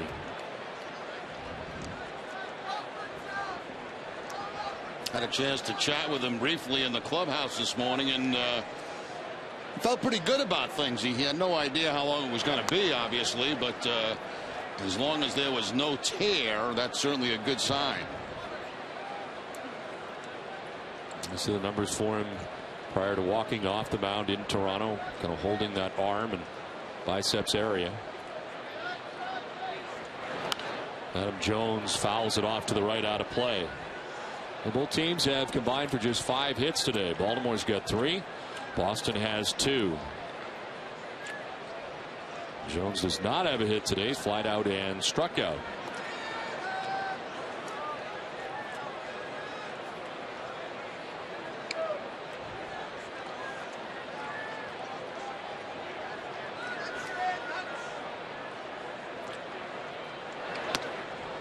Pretty good pitch, but not where the target was. And apparently called for being a little too high to change up that time from Buchholz.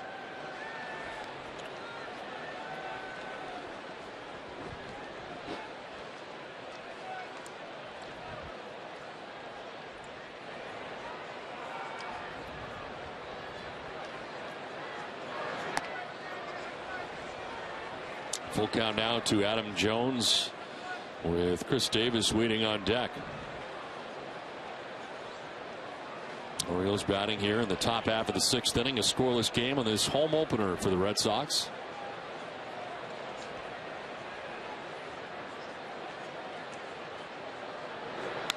Fly ball right field. Victorino in the sun field ducks back and reels it in. 2 down. Well, it's time for a Toyota game break. TC, what have you got for us?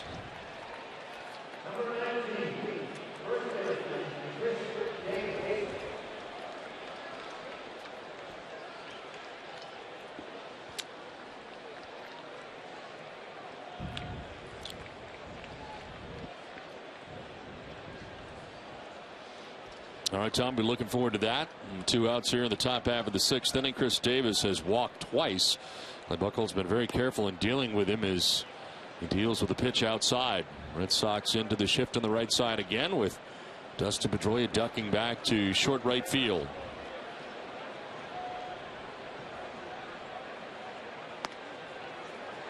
Well, the shadow's moving out to the pitcher's mound. What is tougher, breaking ball or fastball? Does it matter? Well, as I mentioned earlier, the breaking ball is the much more difficult pitch to pick up. It's hard to pick up the spin on it.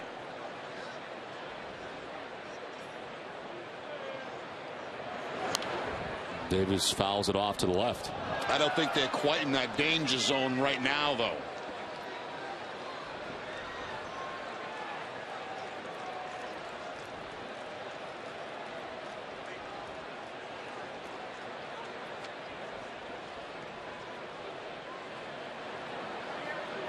Now Ross wants to talk to Buchholz, who had 2 outs in the inning.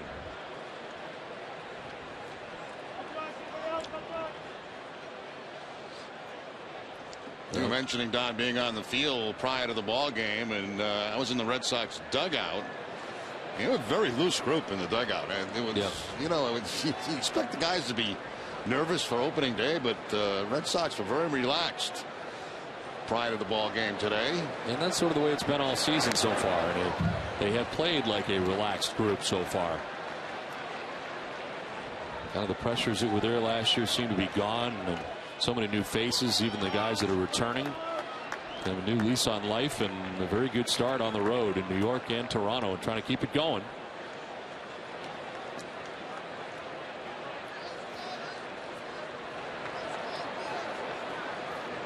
Well, W. Mason's post-game show coming up after the game.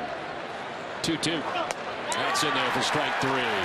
6 strikeouts for Clay Buchholz today. 1, 2, 3, 6th inning. Red Sox looking to grab some runs.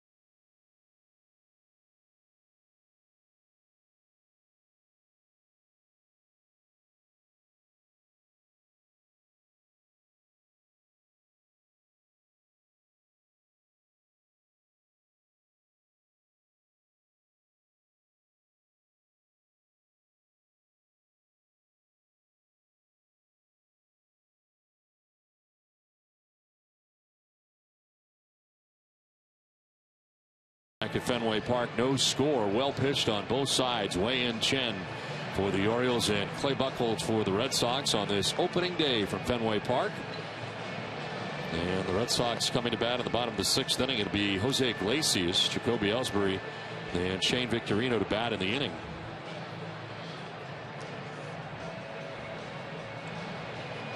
Glenn Ordway here today in behind home plate, taking it all in. The Big O has connections. You just don't get into Fenway Park and sit in the front row without connections. Yeah, you've got to have a lot of connections, especially on opening day like that. Another guy with connections who I saw before the game, Jerry, also was Joseph Abboud. Did he bring any ties? Yeah, well, no. He gave me this pocket square that I have today. This is one of the 2 pocket squares he gave me last year, and I fit it in. I'll tell you. So I'd like to thank him because I found it last night, and I did go through several different combinations before I came up with this, and I'm not even sure it matches. But I also would like to thank Linda Pizzuti Henry, who did the fluffing of this for me. I had no idea how to do this in here. Excuse me. This one is fouled off to the right, out of play. I wish you'd get rid of that rose, though, because I get allergies. You're allergic? I'm allergic to the rose. See, because I have no idea how to put pocket square in. Yeah. And she took care of that for me because I have no idea how to do it. I still don't know how to do it. I messed it up since she fixed it already. I knew you'd be on the field looking as dapper as you possibly could, and I knew you'd have some stuff in your pocket. I knew that would happen. I felt a lot of pressure to put together the pocket square today. After yesterday, I wasn't going to, but then when you said I have to, this is to short. Hardy to his left, and the throw is in time to get Iglesias. I was actually very nervous in the pregame activity because I was receiving a ball from one of the patients, ex-patients from the Jimmy Fund, and fortunately for me, nobody threw one to me. You didn't get one? I didn't get one. Where did the ball go? I went to Lou Maloney, right to my left. Perfect. I was afraid of dropping it. So you're allergic to this rose? Is that what you just said? I didn't hear you until now. What's that? This rose. You're allergic to the rose? It's okay. Don't worry about it. All right. You look good. Thanks. 1 out in the 6th inning for Jacoby Ellsbury.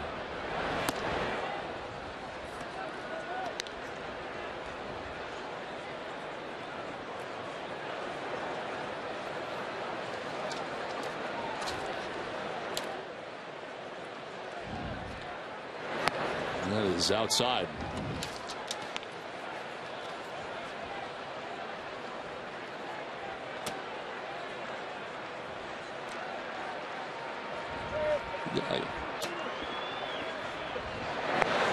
It's in there for a strike.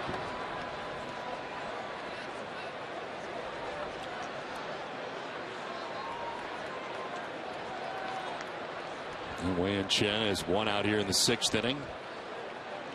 His 82nd pitch, and Ellsbury will foul it back. Waiting for your pitch, and it never comes. No, never comes. Never. Hey, Lou just kind of took over. I mean, did he call you off? Did you hear him call you off? Or you just reached out and robbed it? Just didn't come in my direction. No.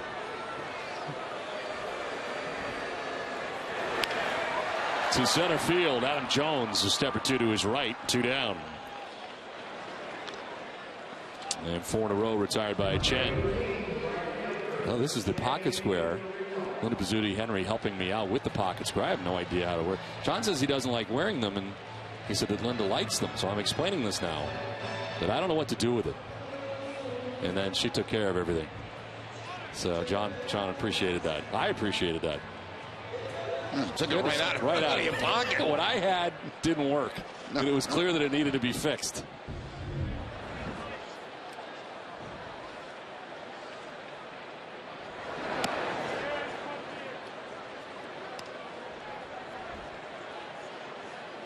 Victorino 1 for 2 today, lined out to 3rd in the 1st, singled in the 4th.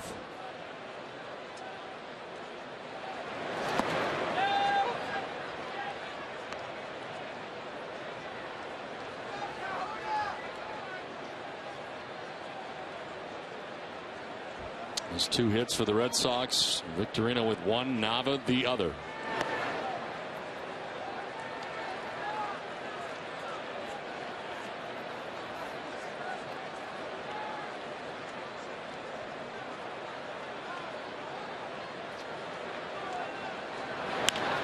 In the air to center field, Adam Jones looking up into the high sky. Will make the catch. It's a 1-2-3 inning. Through 6 scoreless.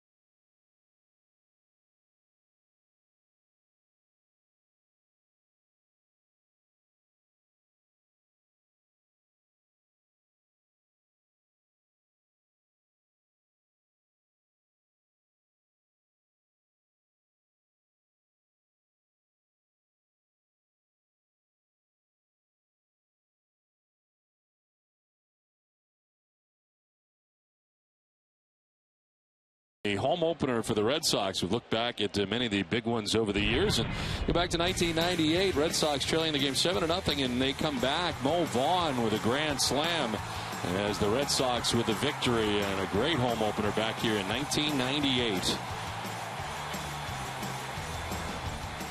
Now, so far scoreless in this one. Here's the 90th pitch of the game for Clay Buchholz. We're getting into the 7th inning. Clay in his first outing went 7 innings and threw 94 pitches against the Yankees. Picked up the win as the Red Sox beat New York 7-4. Swing and a miss for Matt Wieters, who leads it off here in the 7th for the O's. Well, that's one thing that Buchholz has been very effective at today, throwing that off-speed pitch when it's a hitter's count.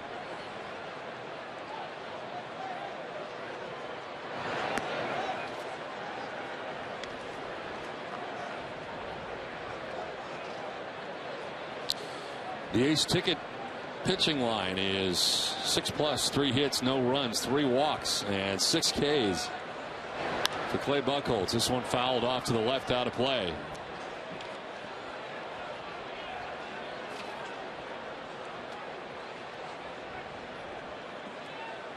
Four in a row retired by Clay.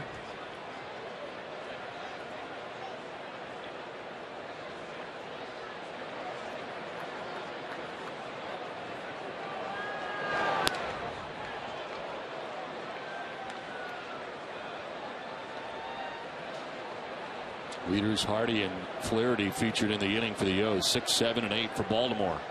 There's Hardy waiting on deck. He's had a tough day. Struck out and grounded into a double play so far at the plate. Lifted foul and off to the left.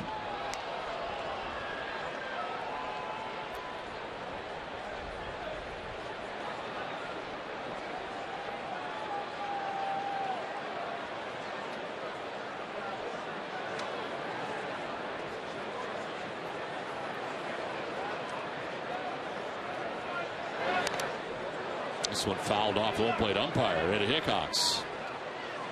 Got it on the bare hand.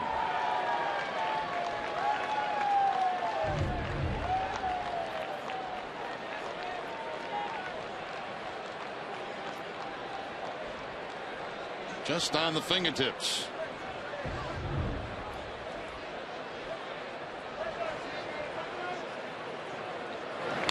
Wieters fouls off another. Rising is the pitch count for Buchholz, up to 97 in the contest now. 9th pitch of the at bat coming up for Matt Wieters, who spoiled a few.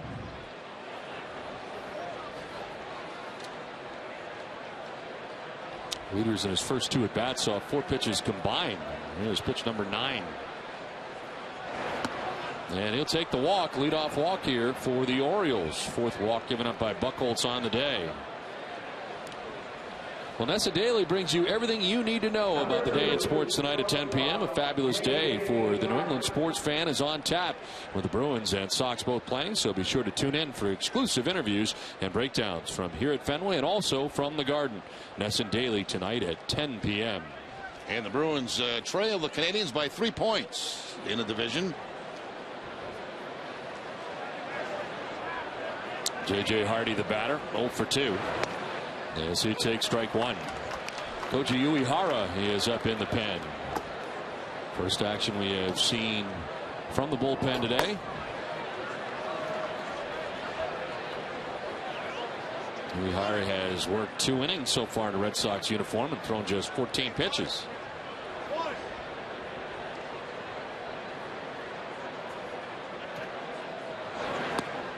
0-2. Pitch down and away. Yeah, excellent curveball from Buchholz. The over top 12 to, well, I'd say about 6:30 that time.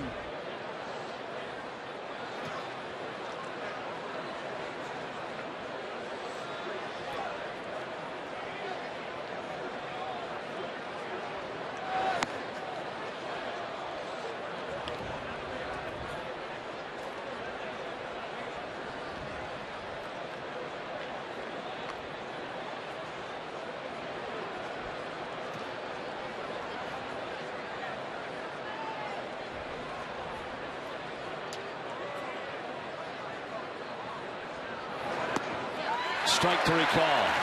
J.J. Hardy strikes out 7 Ks for Buchholz. That's one of the few times today that Buchholz has got a pitch on the outside part of the plate like that. Buchholz back to the fastball to pick up the strikeout. 103 pitches on the day now for Clay. Well, he's the player who's gone the extra mile today, and his efforts are recognized by Firestone, who know what it's like to help drivers go that extra mile.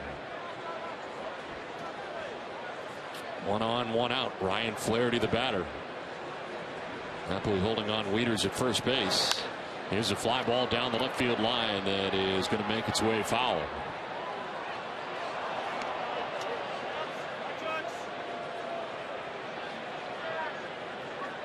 Flaherty struck out in the second inning, grounded out to first base in the fifth, 0 for 2.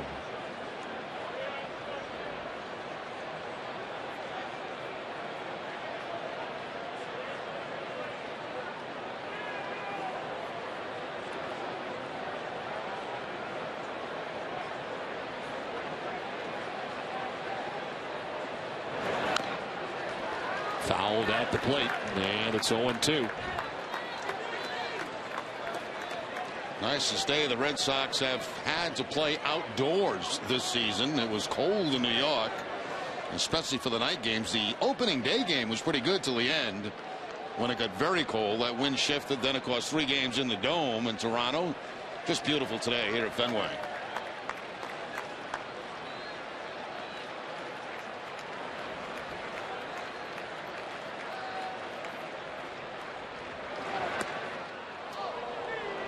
This is to Flaherty, and it's 1-2.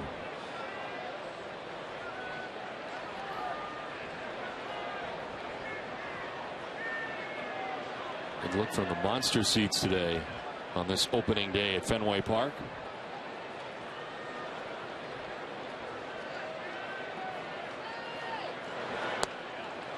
Two and two. Buchholz not missing by much, kind of surrounding that strike zone. Throwing that changeup that time, trying to induce a double play.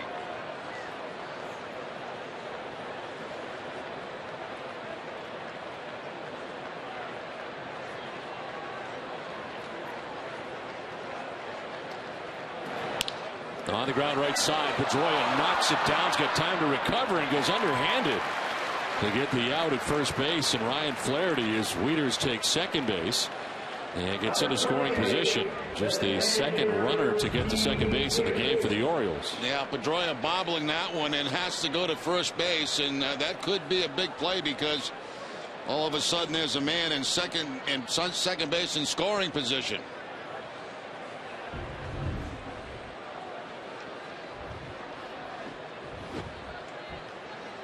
So 2 down, Wieters at second, and Steve Pearce the batter.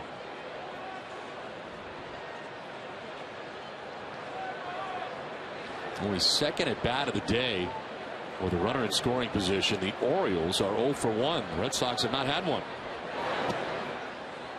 It's been well pitched. Clay Buchholz, the starter for the Red Sox. Wei-Yin Chen, the starter for the Orioles.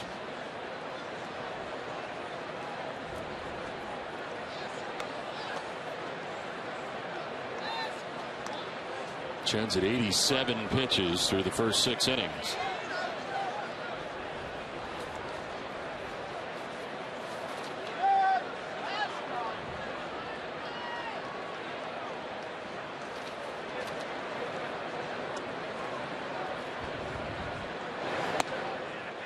That'll miss, and it's 2-0, and it'll bring David Ross out to talk to Buchholz. And Buchholz now up to 110 pitches on the afternoon. Fatigue maybe starting to settle in a little bit. Trying to get this final out here in the 7th inning. MLB.com At Bat is the #1 source for live baseball everywhere you go. Available for iPhone, iPad, Android, and BlackBerry 10. At Bat delivers Red Sox baseball, live audio, pitch tracking, stats, news, highlights, and more. Text At Bat to 31826 or visit redsox.com for details. 2-0 pitch. He's in there for a strike, 2-1.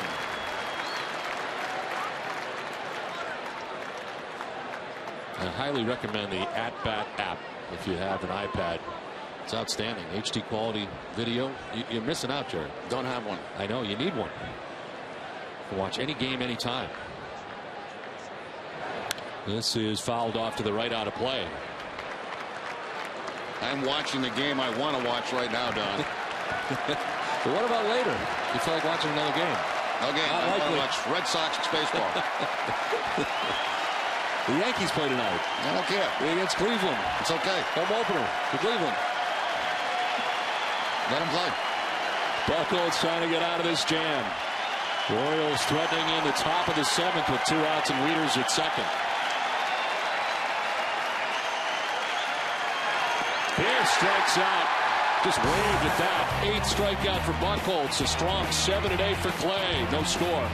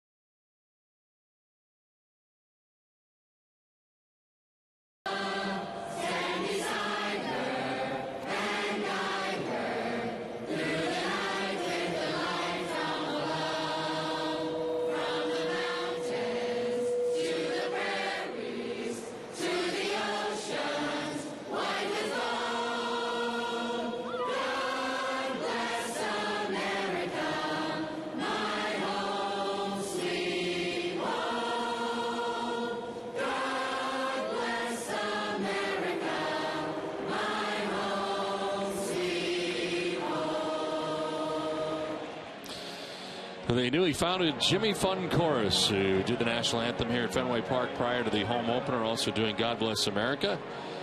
Very nicely done here at Fenway Park as we get ready for the last half of the 7th inning. This is some kind of game well pitched here today, Jerry. Well, sure is. I tell you, Clay Buchholz nasty in this ball game today, and Chen the same thing on the other side. This is a tremendous ball game here at Fenway Park. A total of only 5 hits in the game.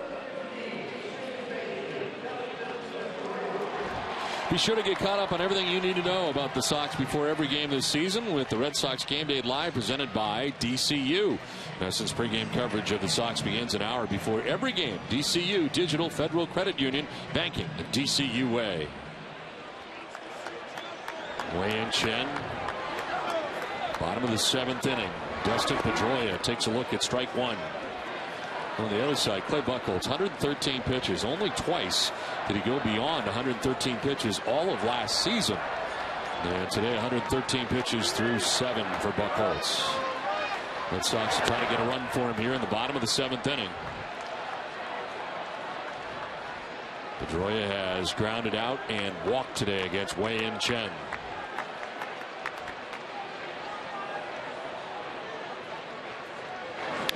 On the ground up the middle, and Hardy will get there. He turns and fires and can't get him.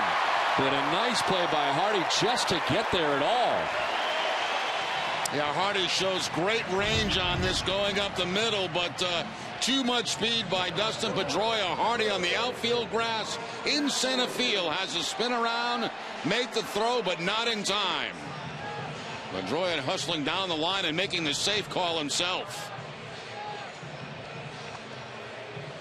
Yeah, second time Dustin's been on today. First time he's got a base hit, and he is at first to begin things in the 7th. It is only the second time today the Red Sox have had the lead runner on, and only their 3rd hit. Here's Mike Napoli.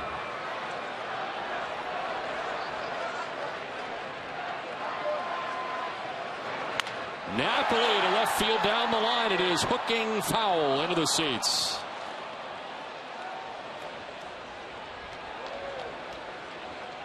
Well, a happy fan on a foul ball down the left field line. Napoli breaking the bat, so he'll get a new one.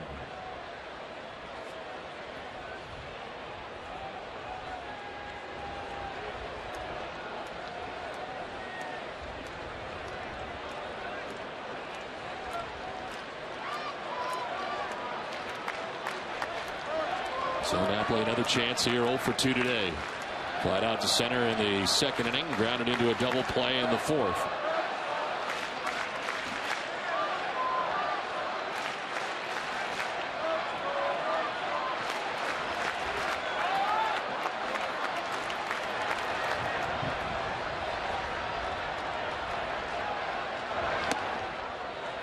Up high, 1-1.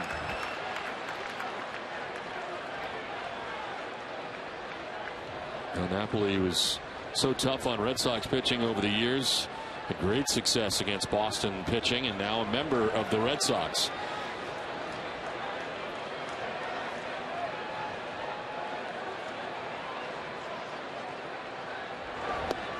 That one's by him.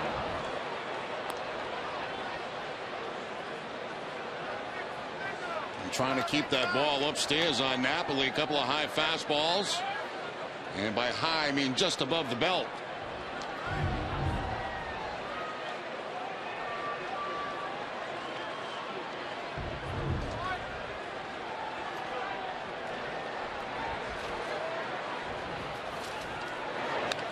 This one fouled to the screen, staying alive. Pitch count rising for Chen. Well, today's game summary brought to you by Xfinity from Comcast. No score in this one. It's been all about the pitching. Chen now 6+ innings. Clay Buchholz 7 innings, giving up 3 hits at 8 Ks.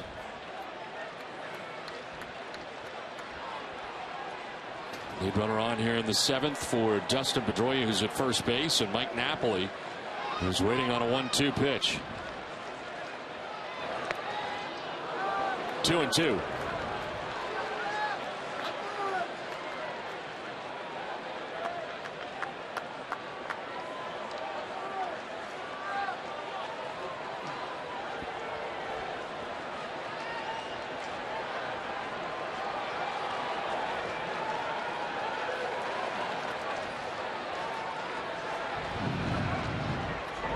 Throw to first, and back is Pedroia.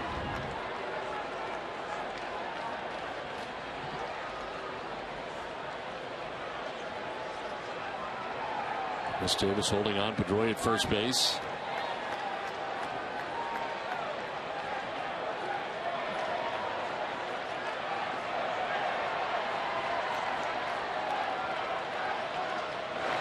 Napoli fights it off foul again, wasting some good pitches from Chen here. That was a good pitch for Napoli to hit too. That was right in his sweet spot. A fastball down the middle, down in the zone about thigh high, and he fouls it straight back.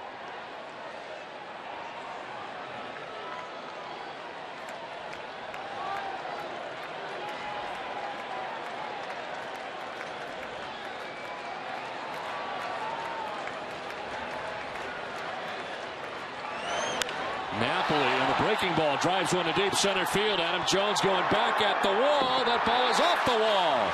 Pedroia running from first base is going to try and score. No, he's not. He's going to be stopped. But halfway down the line at third, he peels it back. And into second base goes Napoli. A wall ball double at second and third with nobody out. No reason to have that first out come at the plate. You're exactly right. That ball was hit a long way by Napoli, and Pedroia had to hang out a little bit between first and second. Curveball that he takes off the wall in center field, and with nobody out, Butterfield is not going to take the chance. With one out, maybe he would have. That ball caramelized to Jones, and he gets it back in quickly.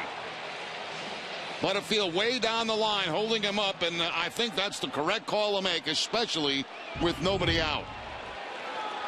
So second and third with nobody out. Will Middlebrooks the batter. He is 0 for 2. He's flied to right and struck out looking. Middlebrooks will foul it off to the right, out of play. Red Sox trying now finally to get something done against Wei-Yin Chen.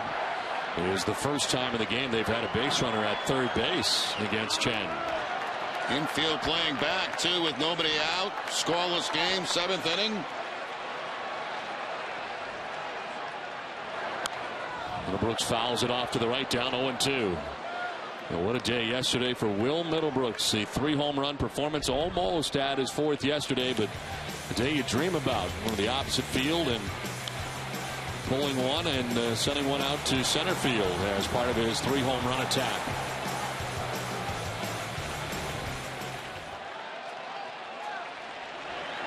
Pitch number 100 of the game for Chen. Middlebrooks lets that go by up top.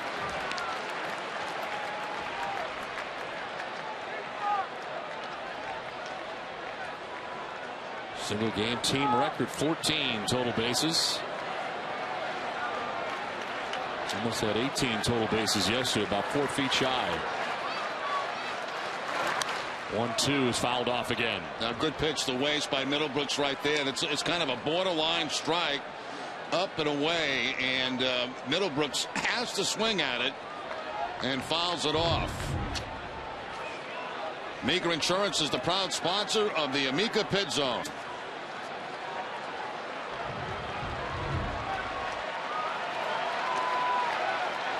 Second and third, nobody out. 1-2 pitch. Middlebrooks fouls off another. Good battle.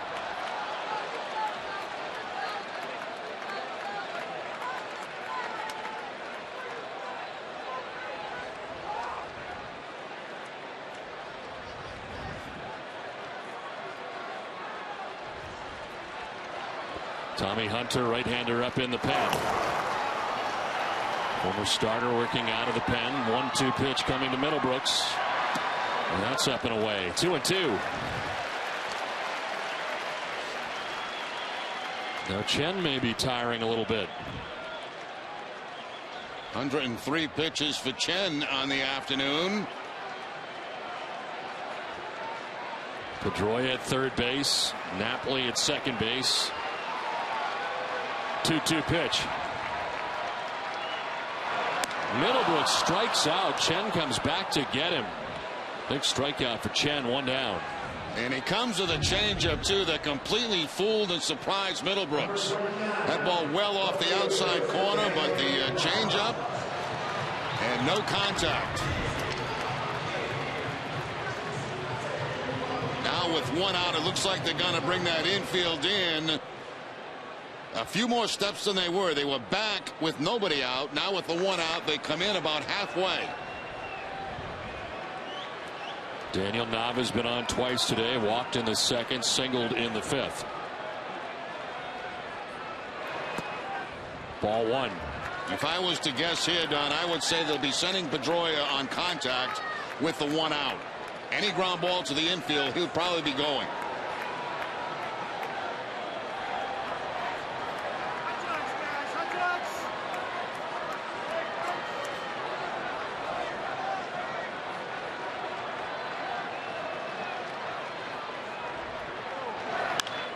Sliced foul. And it's 1-1.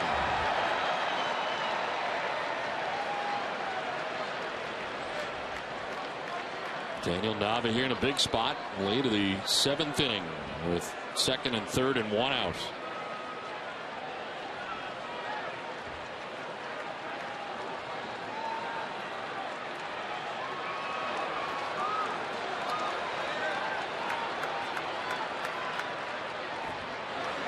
Nava hits one deep and far to left. When it comes down, Red Sox will have a lead. It's gone! 3-run home run for Daniel Nava. Sox on top 3-0.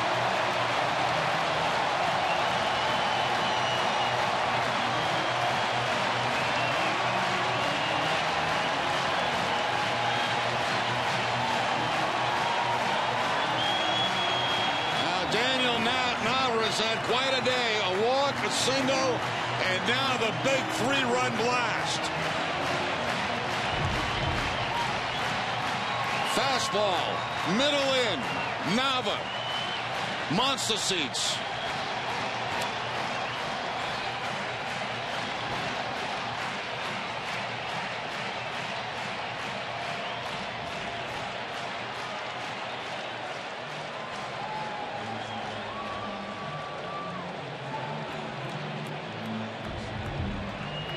That is the day for Wei-In Chen as he departs, giving up the 3-run home run. Sox on top, and things just got a lot better at Fenway Park on this opening day.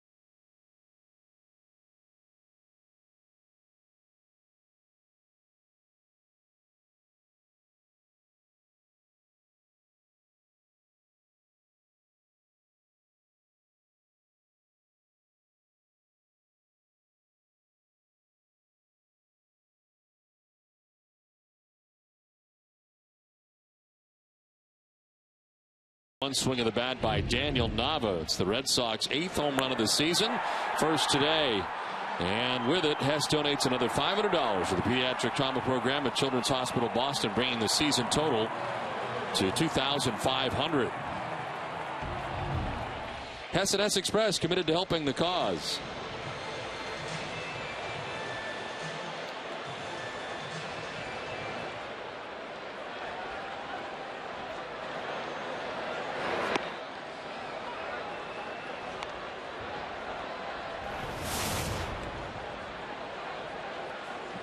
Tommy Hunter into the game.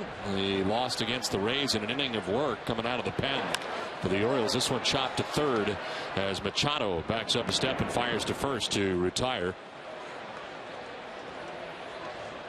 Mike Harp, who was pinch hitting for Johnny Gomes for the first out of the inning. So Mike Harp's first at bat in a Red Sox uniform. And he is retired 5-3. Now the Red Sox have action in their pen. Andrew Bailey getting ready for the 8th. With the Red Sox now on top 3-0. And a chance for Clay Buchholz to pick up his second win of the year. He really deserves this. He pitched so well today. 7 shutout innings.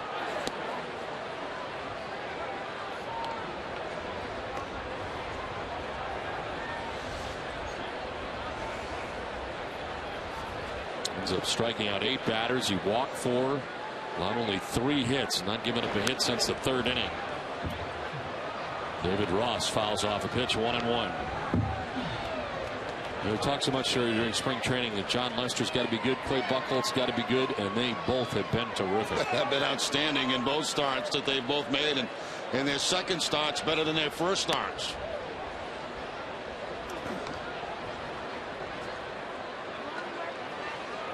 Lester fantastic yesterday in his second start, even better than opening day in New York at Yankee Stadium.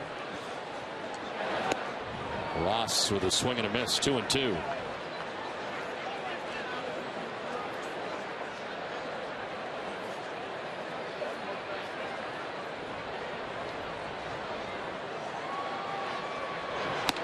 Swing and a miss, waves at that, and strikes out, but the damage has been done in the inning.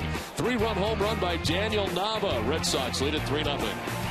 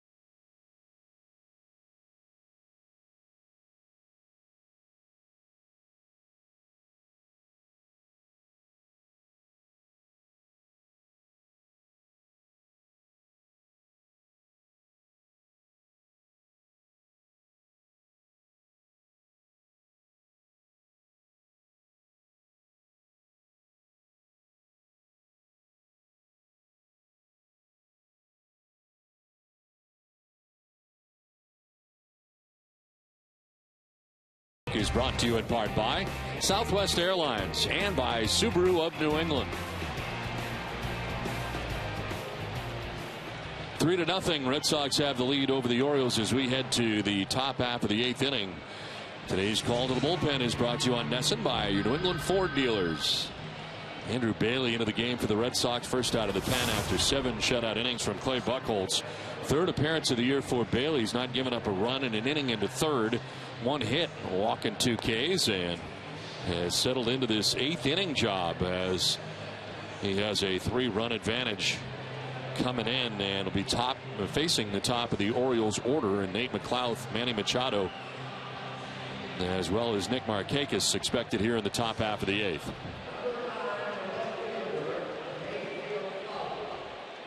McLouth has been on twice today. Singled in the first inning, walked in the 5th.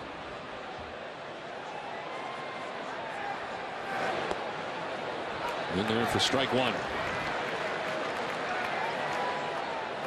The Orioles have not had a base hit since the 3rd inning, when they put together back-to-back hits, Machado and Markakis.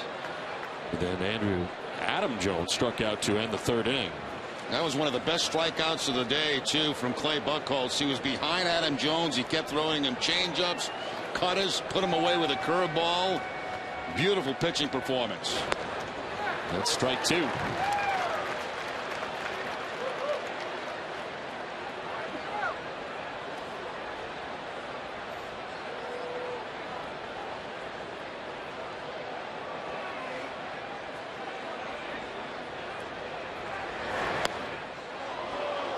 Bailey thought he had strike 3. Ross setting up on that outside corner.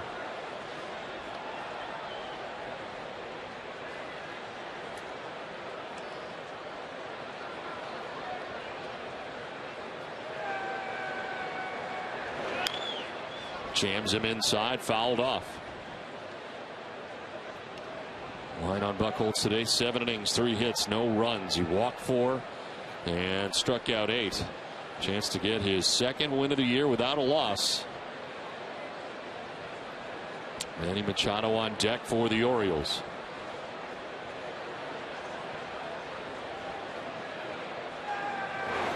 Strike 3 over the outside corner. Same general place that was called a ball a moment ago, and Nate McLouth didn't think it was strike 3. Well, there you go. I mean, you look at the same pitch. One time it's called a ball, the next time it's called a strike, and as a hitter, you don't know what to do. So Bailey gets the benefit of the outside pitch that time.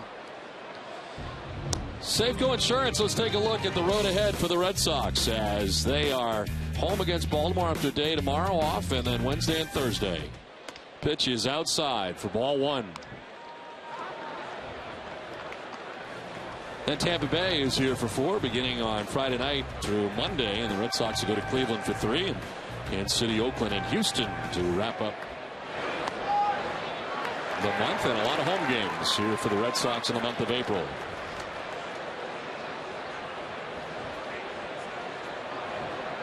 Manny Machado is 1 for 3, singled in the 3rd inning.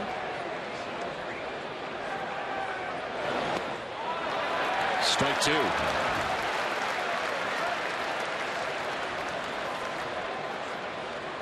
Is that a cutter or a slider? He calls it a cutter. To me, it looks like a slider. Looks like a slider. That one fouled down the right field line, out of play.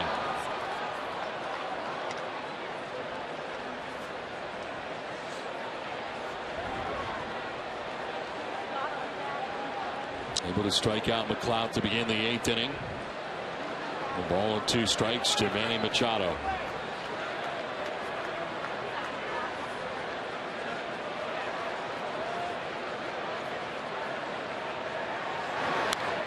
This one fouled back and to the right.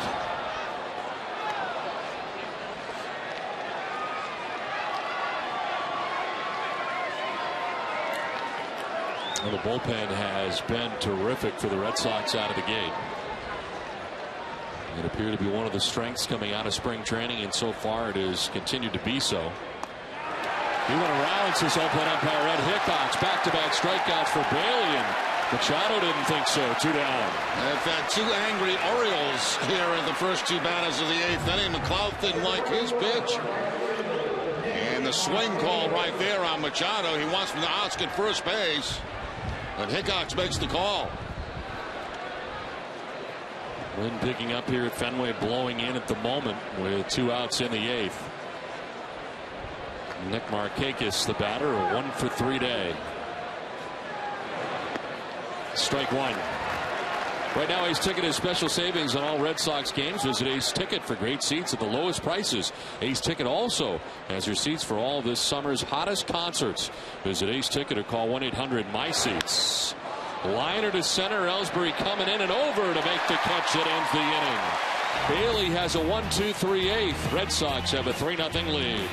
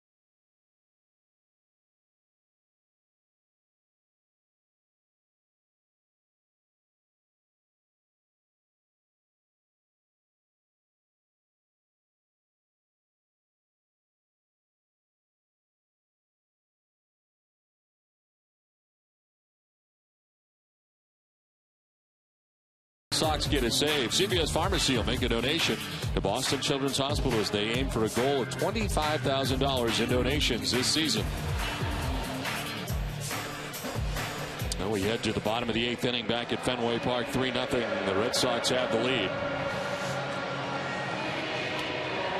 Sweet Caroline wrapping up.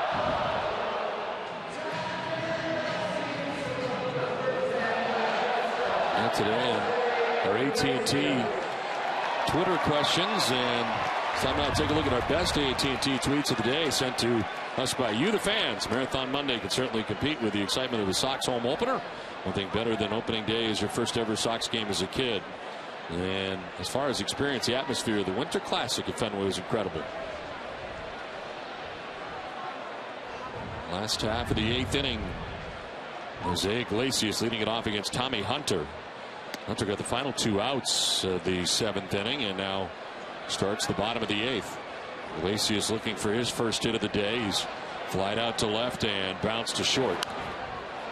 Fouled off to the right.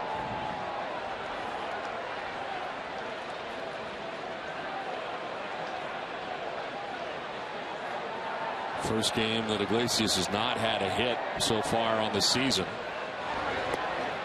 As he takes strike 2.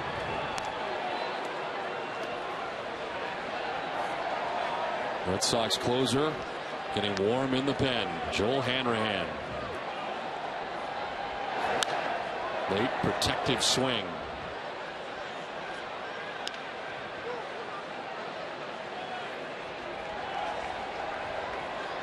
Ellsbury does not have a hit either today. He's 0 for 3. Waiting on deck. To shortstop and J.J. Hardy. Close, but just in time. Iglesias got down the line very well, but he is out number 1 of the inning. Stay with us and after today's game for a complete recap of the Sox home opener at Fenway Park on WB Mason Extra Innings Live. Tom Karen will anchor an essence breakdown of today's action, including clubhouse reaction, interviews, and John Farrell's post-game press conference. WB Mason Extra Innings Live. Can't go wrong when you buy right. WB Mason. 1 out in the 8th, and Jacoby Ellsbury coming up. Daniel Nava's 3-run home run. The difference in this game. As Ellsbury takes strike 1. Well, certainly John Farrell looking pretty smart right now, giving Jackie Bradley Jr. the day off and putting Nava out there in left field.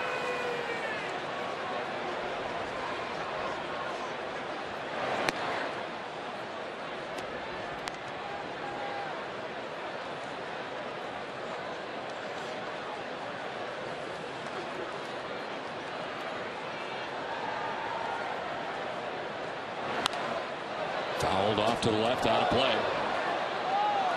Hunter throwing hard, 96 miles an hour for Tommy Hunter, the former starter. Moved into the bullpen last year for the Orioles.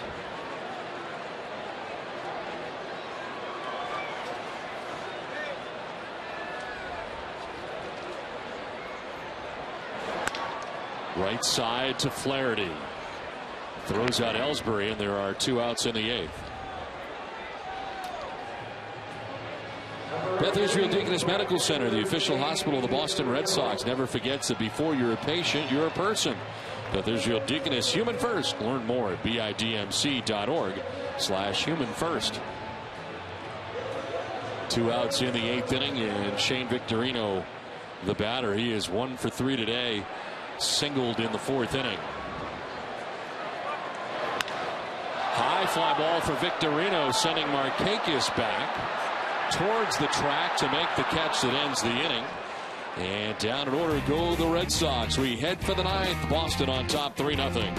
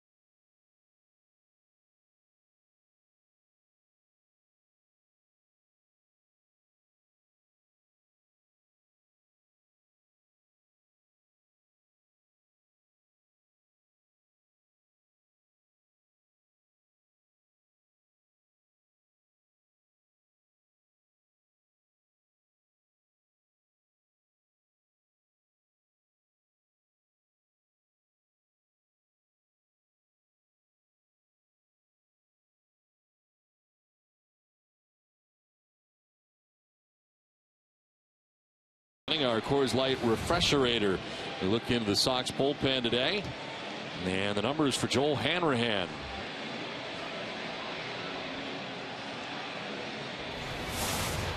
Fourth appearance, has not given up a run. 2 saves and 2 opportunities so far. 3 innings. 2 Ks and a walk. And opponents hitting at just 100 against him. Sox fans, there's a new reliever in town. He's throwing silver bullets.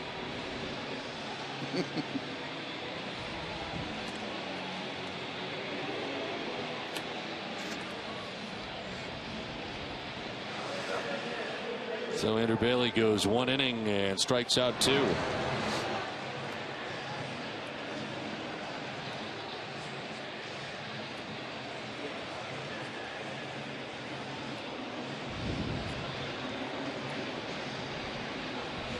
Adam Jones going to lead it off here in the 9th.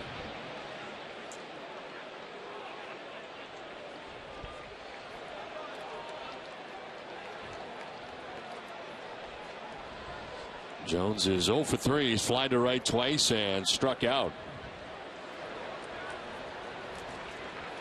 Outfield set up straight away. As he takes strike 1 over the outside corner.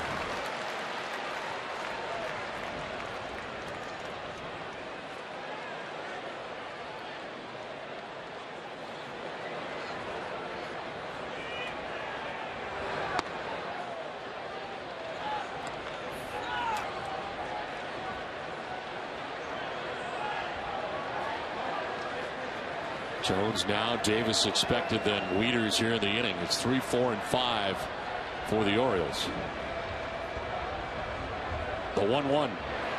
Jones with a half-hearted swing, kind of changed his mind in the middle, down 1 and 2. And 97 on that last fastball from Hanrahan. See if he goes to that slider.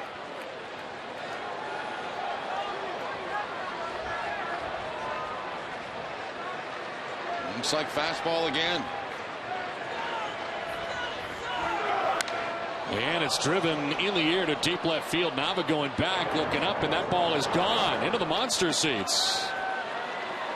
So Adam Jones with a home run to get the Orioles on the board.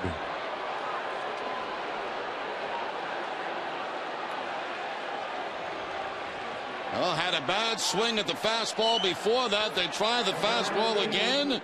And Adam Jones picks up his first home run of the season.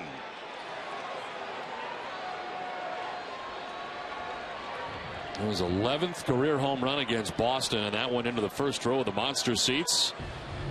Orioles with a run already here in the 9th off the Red Sox closer as Chris Davis did not go, says Jim Wolf, third base umpire.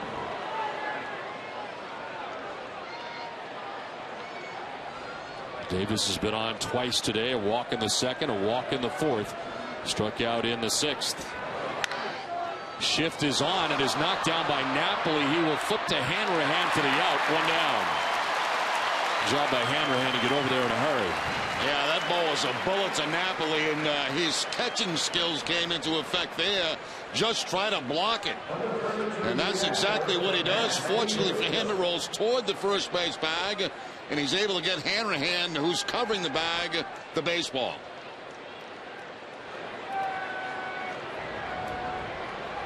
One down here in the 9th. And Matt Wieters, the batter. His fly to right, reached on a fielder's choice and walked.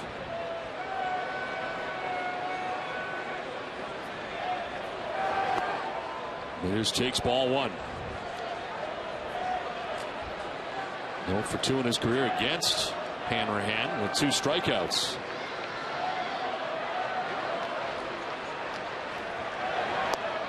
Takes the strike, 1-1.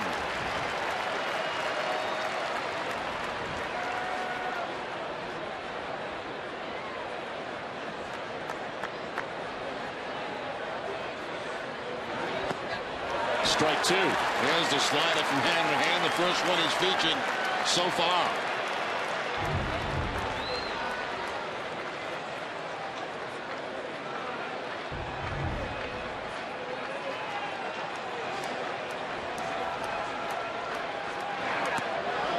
That one missing away to even the count now at 2-2.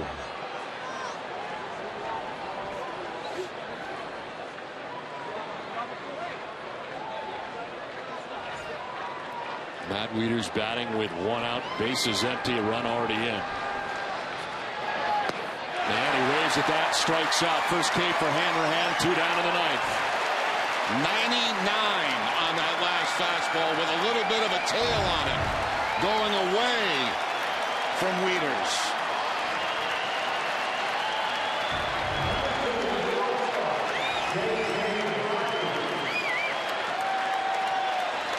Two outs in the 9th inning. J.J. Hardy is 0 for 3. He was struck out twice and grounded into a double play, and he takes strike 1. Hanrahan pulling some gas right now.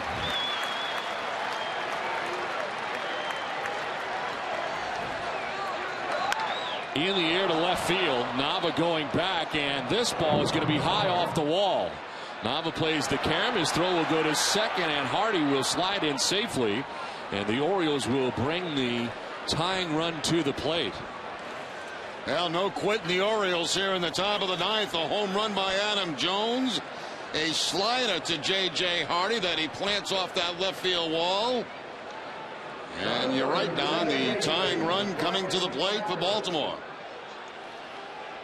Well, Daniel Nava's home run is the difference, bringing the 2013 total to 9, with Hess donating $500 to the Pediatric Trauma Program at Children's Hospital Boston for every home run hit this season. This season's total now stands at $4,500. S&S Express, committed to helping the cause. Ryan Flaherty, 0 for 3 today, struck out, grounded out twice.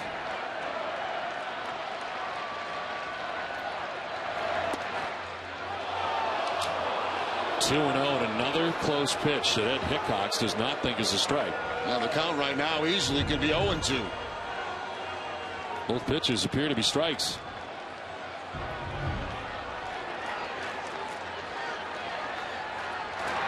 Flaherty will pop it up. Down the line from third comes Middlebrooks. He's under it, and the Red Sox win the home opener.